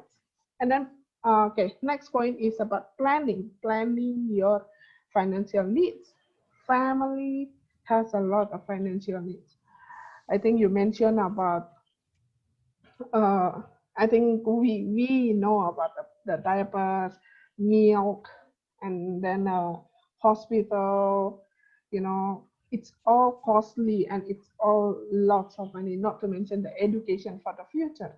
So it's a lot of financial needs for the couple and the family that you need to learn to plan and assess. And also commitment. Having a family is a lifetime commitment to be able to take a role for the rest of your life. It's not something that you can just quit. It's not a job that you can just quit at any moment. So it is a lifetime commitment. I think as Arman said, you have a choices. Which one do you want to choose, right? And then when we are talking about finishing school, I think as a teenage mother, I would like to empower that it doesn't mean that your dream has to stop at that. You can still work on it. It just needs more commitment, more time for you to achieve it. But it doesn't mean the end of your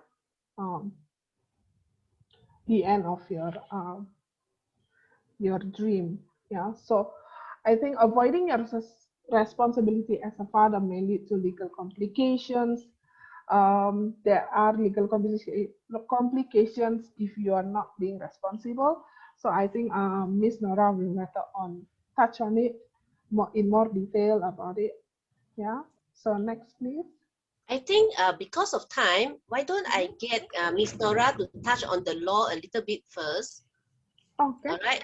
Yeah. So no, Nora, you might as well just come in now, and then you can cover the part. Yeah, and we will come back for Q&A.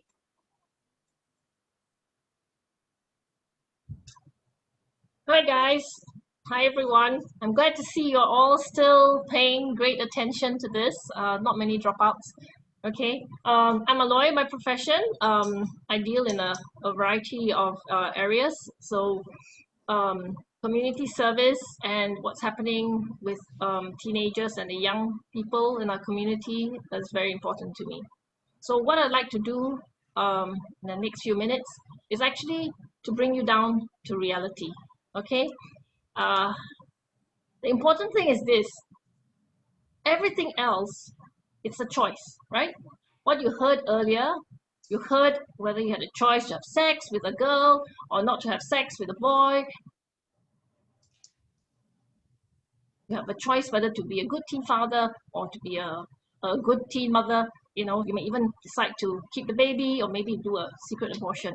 But when it comes to the law, see this? Okay. There's no choice, all right? So there's no choice. How many of you have been in court before? How many of you have been hit by a rotan by your parents or your teacher? Okay. Now, the law, as far as sexual offenses are concerned, brings you to this reality. Yeah, it can be a jail term, it can be caning, and the caning is not like your little skinny rotan. It's a split rotan. Okay, it's split at the end, and there's no like, sorry mommy, it's too painful, put a pillow on my backside. It's nothing like that. So let me take you through this section first in the Child Act. When you're a teenager and you're up to 18 years old, you think you're very adult. But as far as the law is concerned, you're still a child. So in the next few slides, when you see the word child, we're not talking about little ones, we're talking about anyone below 18. Okay? And a child from 12 to 18 years old can actually be punishable for an offense. Okay? Now let's go to the next slide. All these sexual offenses, I think you know for yourself, it can start anywhere, right? Whether it's in school, in tuition, at the gym class, and anyone can be involved, right? So this is where you need to look out. Okay, let's go on. Okay. We have section 43, okay, which is about detaining a child against the child's will, okay, in intention to prostitution. I know earlier some of you said, let's legalize prostitution. Okay, sorry, it's not legal in Malaysia yet. And if you happen to keep someone, you know, or not you, but someone you know has detained a child, right, for the purposes of earning immoral earnings out of her, or even him, boy, you can be fined not more than 50,000, and you could be in prison for not more than see what's that? See the slide. Not more than 15 years or both.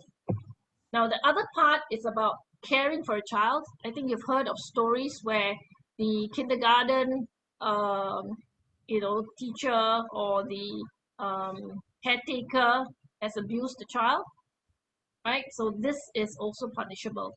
Why I'm showing you this is because you can also help those people around you. If you see someone being a victim, you can actually make a report against the perpetrator. Okay, let's look at the next slide.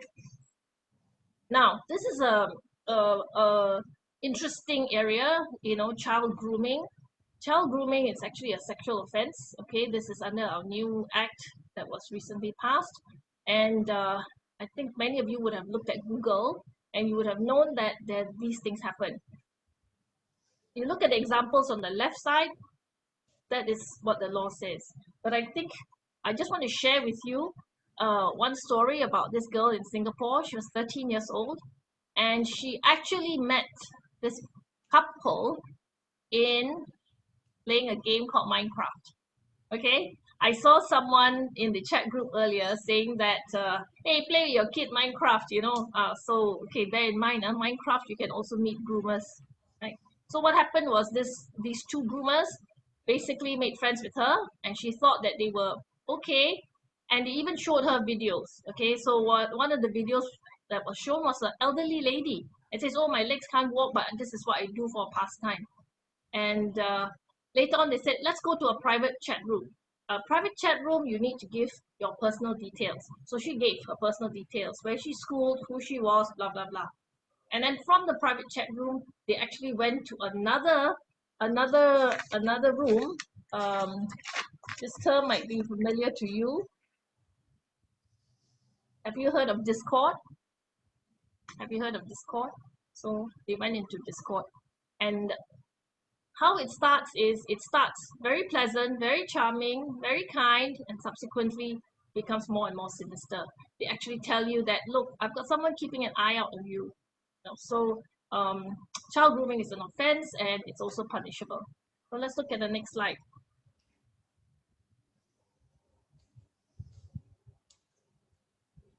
Okay, don't you trust me, because you know that most cases of sexual relations sometimes starts from the home.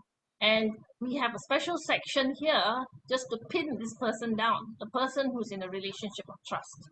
Okay, it could be a parent, it could be a guardian, brother, cousin, teacher, healthcare person, coach, public servant. Okay, again, you can be imprisoned for not more than 5 years or punished with whipping of not less than 2 strokes. What is important here is this. I think you would know that for a child, if a close person, a person who they trust, maybe a teacher or somebody, tells them, please don't tell anyone, I will lose my job. Do you think the victim would actually let that person take the rap? Do you think they would be prepared to let the person go to jail, especially if it's a parent or guardian? So the message here is say no. If you think there's any situation that is risky, say no, walk away and try to avoid that situation. It may be difficult, you might have to report it to somebody. Let's go on. So I've got here incest and not insect, right? Although the person who commits this is very much a very nasty insect here. Incest is a relationship between normally, say, within the family. Okay, and so that again is an offense, right? There is a special court for sexual crimes against children, that means below 18, and so this offense will be heard in that court and won't be mixed with everybody else. So you won't be seeing adult rapists, adult murders, but it will be especially for children. So actually, a girl or a guy who wants to make a report, he doesn't really have to fear because the judge will actually be very kind. Next one. Okay, baby dumping. We talked about baby dumping. Yeah, you all know that, if someone gets pregnant, what's the next thing they do? They think about getting an abortion. But as you have read in the newspapers, right, many cases where they actually try to hide the body of the baby if it's born premature, or there was a miscarriage, or they try to abandon the child. Yeah, and both are offenses. Okay, both are offenses. So you can have a new mother or a new father, but both the man and the woman, the father and the mother, will both be below 18. You will be subject to imprisonment for a term that can extend to 7 years or a fine or both. Okay, even hiding the baby's body can be a 2 years imprisonment. Next one. Okay. Now it's got even more serious because it can be deemed to be what we call culpable homicide. Homicide is something that's not amounting to murder, okay?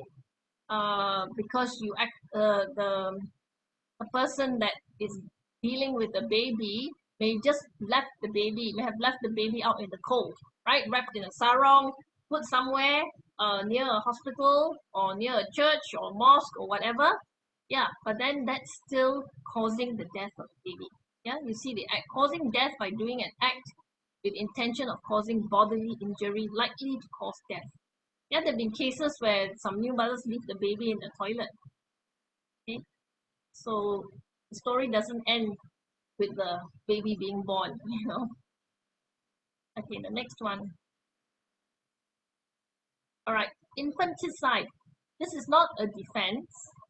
This is the only time where the court will exercise discretion, but the prison term can be more than 20 years. This is when the defense lawyer says that the mother is not fully of sound mind. So she didn't really know what she did and she caused the death of a baby. Okay. Right, so we have plenty of news here. Okay, you can take your time to read. But the most recent one is the 1-year term, jail term for the couple that dumped their baby. Okay, section 318. 20-year-old young man and a 19-year-old girl. So if you were attending college, you would miss 1 whole year of college, right? And if you look at the cases, sorry, Paley, look at the cases, you look at the age group, 18-year-old college student, 16-year-old, most of them are below 20, okay? Probably even first-timers. All right, we'll move on to the next one. There are plenty of statistics. Right, so we had this young 18-year-old lady, woman, Santia Mahadavan, just last year, charged for murder. Do you think it's fair? Do you think a person who is pregnant with a child accidentally and throws the baby out the window because she's still attending college, but she can't afford to have the baby, and probably the boyfriend is denying that the child is his or just couldn't be bothered? Do you think she should be charged for murder? Do you think she should? Let's hear from you guys, okay? Let's hear from you guys. I mean, it looks like the victim is also the victim of the law. So let's move on. Okay, rape. Okay, we talked so much about the guys and the girls, you know. I saw one comment earlier that what happens if the girl shouts rape, you know, and he's just a virgin? Yes, that's also possible. Okay, so guys, you need to look out too, because that is a very strong weapon. That's a very strong weapon against the guy. And it could actually hold you to ransom, you know. If you don't love me, if you don't do this, you know, for me, I'm going to shout rape. So you need to bear that in mind. And the important point here, as you can see in the next slide, is that rape comes mainly from family members. Okay? Did you know that boys can be raped too? So bear that in mind. Family members and boyfriends, acquaintances, and others. Okay? These are some statistics.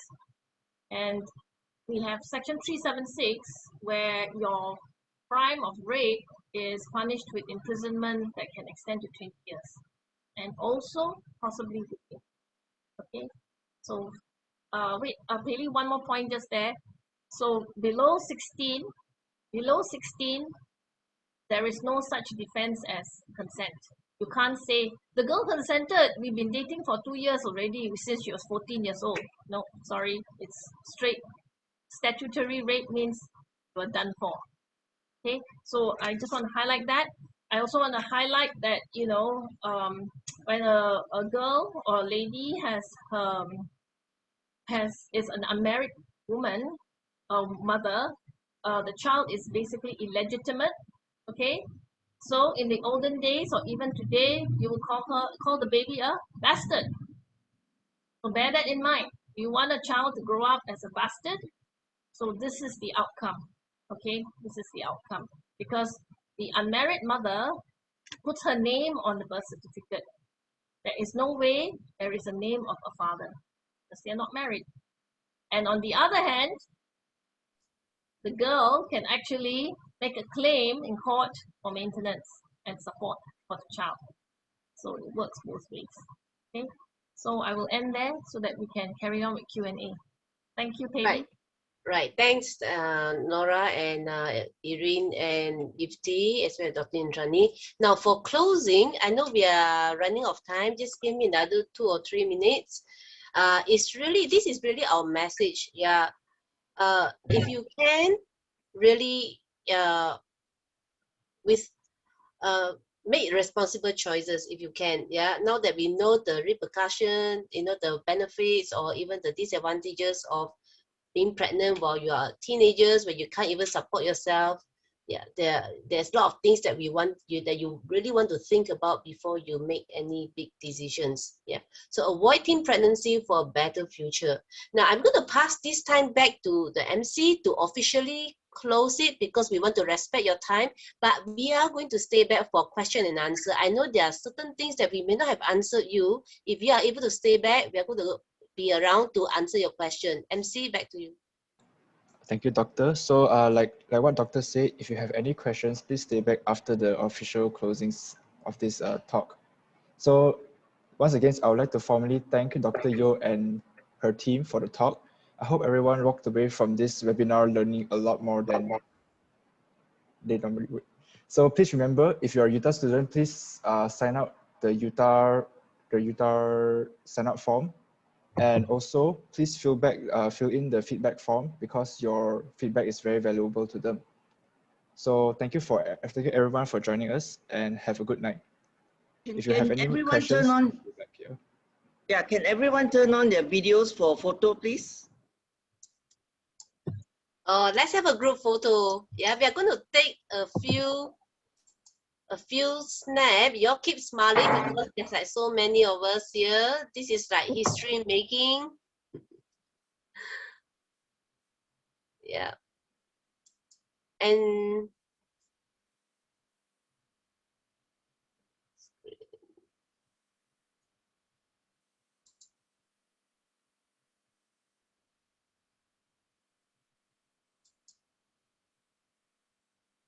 okay, who is turn on your videos, please? Yeah, whoever is on, we will do it already. Who is snapping? My team? I'm snapping. Okay. Oh, you use that not print screen Use print screen Indy is in the dark. It's okay. I think something's wrong with her camera. Oh. Smile, everyone. Turn on your videos, please.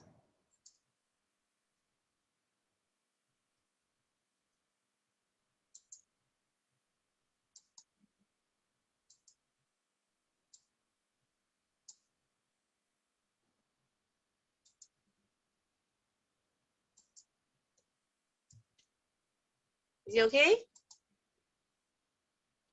Some more.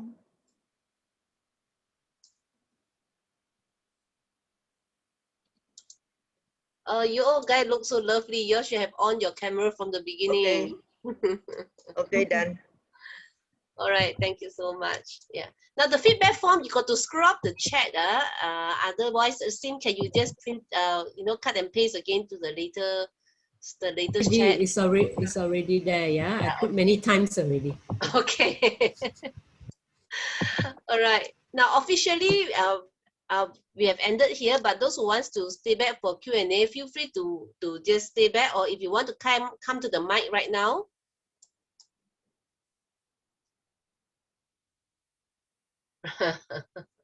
Yeah, eating. Yeah, thank you so much. Now, for those who are still here, if there's something that you have learned, you can also put in the chat. You know, what is it that you have learned today, or what is it that strike your thoughts or strike your mind? Any new learnings, or how can we, improve? Okay, if someone is asking a girl to have sex and making her feel uncomfortable, is it considered as sexual abuse? How can the girl get protection, and who can call her report to? Okay, is the girl underage? If the girl is underage, definitely it's illegal. It's a crime already. Nora, you want to take it?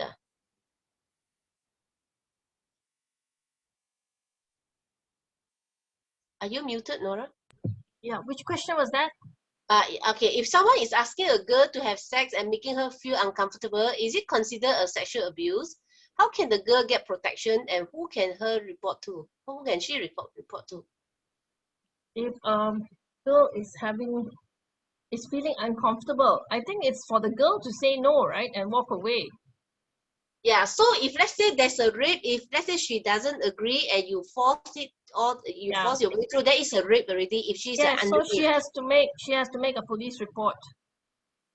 She should go back, find an adult or someone to accompany her, you know, to the police station and make a report. There is a police woman, especially assigned for rape cases. So they don't have to be too scared, you know, make the report. Yeah. Yeah. So if there's really a rape, so I think the subsequent session, is it legal if both party is underage? Is it legal? It's illegal, right? No, rape is rape, no matter what. Yeah. Rape is rape. It's only the sentence. It's only the sentence, you know, it's still an offense. It's a crime. If you happen to be 10 years old, yeah, maybe you won't be punishable, you know, with imprisonment, but you will be sent to Henry Gurney School, or you might be put into some special approved school, you know, to be basically rehabilitated. And the girl too, she won't go to a normal school. They'll all be sent to all these rehab schools. Okay, Indrani, this is yours? Yeah, I think I want to add on something. I think if you actually get, I mean, if a girl is actually, well, as what you said, I mean, she doesn't want the sex and then she's been forced into sex. I think she can, even she's more than 16 or even an adult, you can actually make a police report as a sexually abused case, right? So, I mean, you can actually for sexual harassment or mental Assault. harassment. Yeah. So I think there is no question of whether it's legal or illegal. I think you can straight away, you know, you have a strong case to fight. You can make a one. So, you know, this is what happens in offices, in schools, you know, in I think in hospitals. Yeah. Important point is, I think you need to tell them that the report must be made immediately because they might have to run a test on the girl, you know, otherwise there's no traces of the semen, you know. Sure. So, no, but then you see, that is only if they are sexually abused, then they have to go for a medical checkup. But if, you know, if there was no sexual activity that was performed, but they were just forced to, then it's you know, that's you don't still a really, sexual offense. Yeah, that's still a sexual it's still sexual harassment, you see. So it's under a different act, isn't it? Yeah. I hear a voice. Sorry. Yeah, I hear someone want to say something just now. Oh yeah, I'm the one who asking the question. Actually, the situation is like, the boy asking the girl to have sex and keeps on teasing her body and something like making her feeling uncomfortable and having the chat, like every time when like they are talking, and then he will bring anything related to sex. And even though the girl say like she don't want to have sex with that guy, but that guy still keeps on like asking her, and then like keeps on talking about the sex things. And but the girls, the girl can the girl actually report to the police if is it under any act or yeah? I just answer one part of it. The question is the girl interested in the boy or not? Are they actually interested no, in each other, but she doesn't want to have sex now? Yeah, just friends. But maybe like the situation is just friends. Okay. So basically, yeah. So I think sorry, as a female, even if it's my boyfriend, if he always look at me as a sexual object, you know, sexual object, I would not feel comfortable. As long as I'm not comfortable, I think it's sexual harassment already. Even if it's my boyfriend, if it's my husband, you know. Yeah, I mean, isn't that a choice also, right? Because you know, if the guy keeps bugging you and the person can't take it, you know, like, you know, why you keep talking about sex? I like you, but you keep talking about this. I'm not prepared to have sex with you. I think the girl needs to make a choice whether to carry on with that guy or to break off with him. But if to make a report against him, you know, he might just say, look, but she's leading me on. You know, she's leading me on. Why didn't she break up with me? Why is she still going out with me all the time? Why is she letting me harass her? Maybe she like it. You understand? So it could turn around, you know. He said she's shocked, ma. She like me like that, teasing her. What are you going to answer to that? Yeah. So if let's say there's already a report to police after the rape, is she given counseling and something like mental first aid? This is a question again. Usually, yes, it will be good for her to go for counseling, but Nora, is it mandated or is really the victim's choice? I think you have to, yeah, you have to be I real don't think there's about a this. case, you know. Yeah. You have to be real about this, okay? The police have so many cases. Yes, they can be sympathetic, you know, if it was a real rape case. But you know, rape within marriage is another story. Received. And then there's this question: if no semen were found in the body of the woman, does it still consider as rape? Okay, let me answer this question. As long as there is evidence of if she was a virgin, if there was a tear in the hymen, then it's considered a rape, even there is no semen. But if she is not a virgin, any trauma, it is considered a rape. You don't need to actually get semen there to say there is rape. As long as there is a sexual intercourse, meaning which there is penetration, they can demonstrate penetration, it's considered as rape already. Okay, if the girl is above, is an adult, 20 years old, are doctors obliged to call someone like her parents or authority if the patient is pregnant and wants to abort? No, 20 years old, you don't need to call the parents, only 18 and below. Only 18 and below, you got to call the parents. And actually under the privacy and confidentiality, we don't even need to tell the parents about this unless there is a risk involved. So as far as abortion, if there is going to be an abortion, then you will call the parents because there is a risk of the abortion if it is more than 8 weeks. You know? I just have a little tip for the girls, or maybe even the guys. If there's a rape occurring, you know, it's good to leave a mark on the perpetrator. So it's like you have to show that you struggled so that they cannot rely on consent, you know, as a defense. So you could scratch the person, you could take your fingernails, do something, okay, so that if you make a report and you say it was so and so, when they actually take the person in, there is some sign of struggle or identification or something, if they can arrest the person straight away. Yeah. Okay, I saw one question about how to, what are the content in sex education and how does a parent give sex education, something like that, yeah? I think it's a whole topic by itself. Probably, you know, I would like to suggest to the organizer to have part 2 on sex education, and then we can invite the parents. Now, basically, right now, it's too late for parents to talk about sex with adult kid. It has to start from young. So it's really for, you know, the young people here. Next time when you become parent, you start from young. Yeah, sex education is like a lifelong thing. When they are as young as 3, 4, 5 years old, we already start teaching the kids about sex education. But 3, 4, 5 years old, we tell them about good touch, bad touch, their name or body parts, right? And then when they hit puberty, like 10, 11, 12, you teach them about menses, puberty, yeah, you teach them about body changes. Then when they reach like teenager, you teach them about, you know, talk to them about relationship, you know, HIV/AIDS, consequences of sex. Yeah, so at different developmental age, you know, the parents will talk to them. So it's not a one-time event. It has to be like, you know, everyday topic so that it doesn't feel weird. Yeah. Yeah, so the right now, if let's say, you know, the parents want to talk about it, the parents have to get themselves educated. Yeah, there's certain thing you can ask Google. That's a quick answer. Yeah, unless you want to follow up with a question.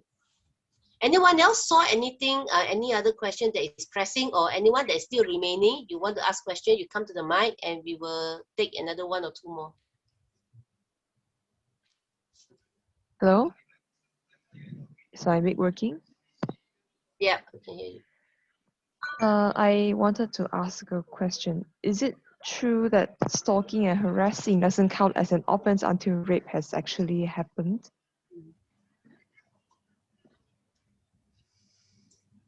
Lawyer? What's the question? Is it true that stalking and harassing, is it? What's the question?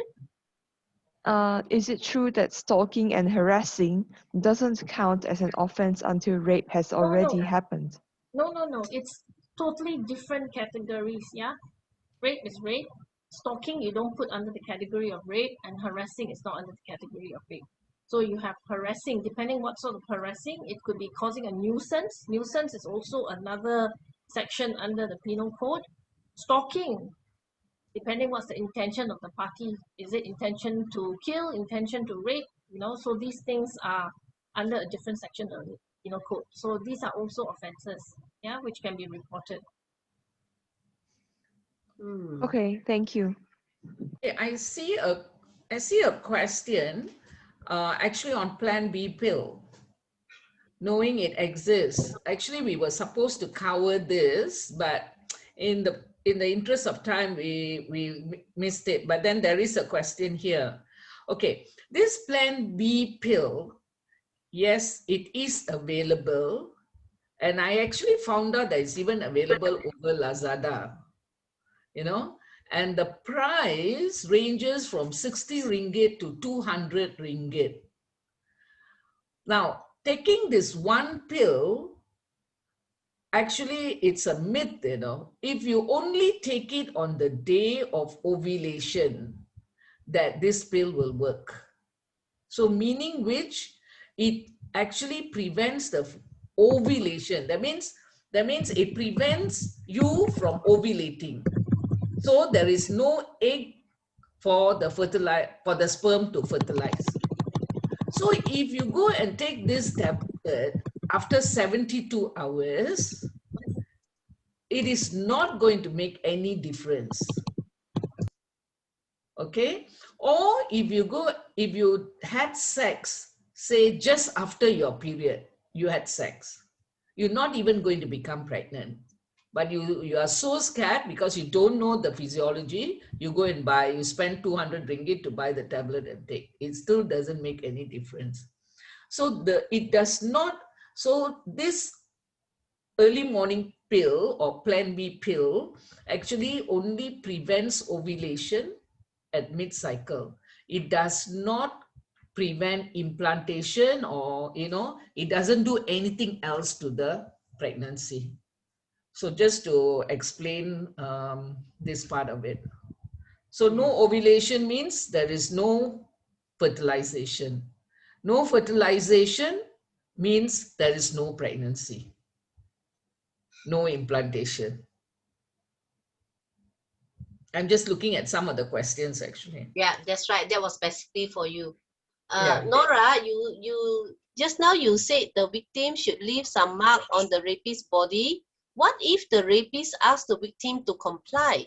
Like, struggling will make the rapist becomes more angry and maybe kill the victim, then there is no evidence and struggling.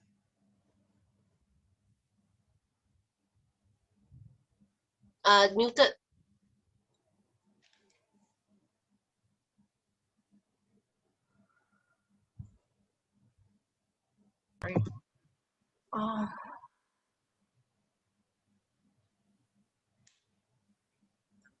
Yeah, I mean, we're not saying you shouldn't struggle. We're not saying that you shouldn't try to make an attempt to escape.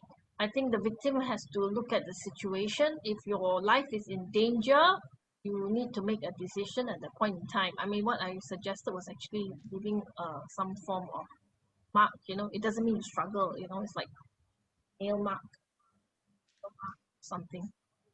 Like some people say, you do the nail mark, then the skin of the perpetrator goes under your nails. So, you know, that's where you can actually take a sample, okay, and try to identify who the rapist is. Yeah, in fact, they take nail clippings and all that. So probably one last question. I think Indrani, this for you. Some females are born with abnormal hymen. Will they be mistaken as tear? No, you see, the thing is, if there's abnormal hymen, you actually can make it out. If it is a tear, we can even make out whether it's a fresh tear or an old tear which has healed. Well, looking at the wound, we know how many days old is the wound. So there is no question of missing out an abnormal hymen and a tear. Right. So I think it's quite clear actually. Yeah. Okay, Tim, any last word for the remaining, the survivor, 40? Any last word, last thought for them before we close it? Yeah, thank you for all your time. Before we go, can I request the Empowerment, the Soroptimist team to take a photo together? Sure. Yeah, and if no further question is no, if no further question, probably if there's a opportunity, we will meet again. Yeah, thank you all for being here, and thank you organizer, for having us here.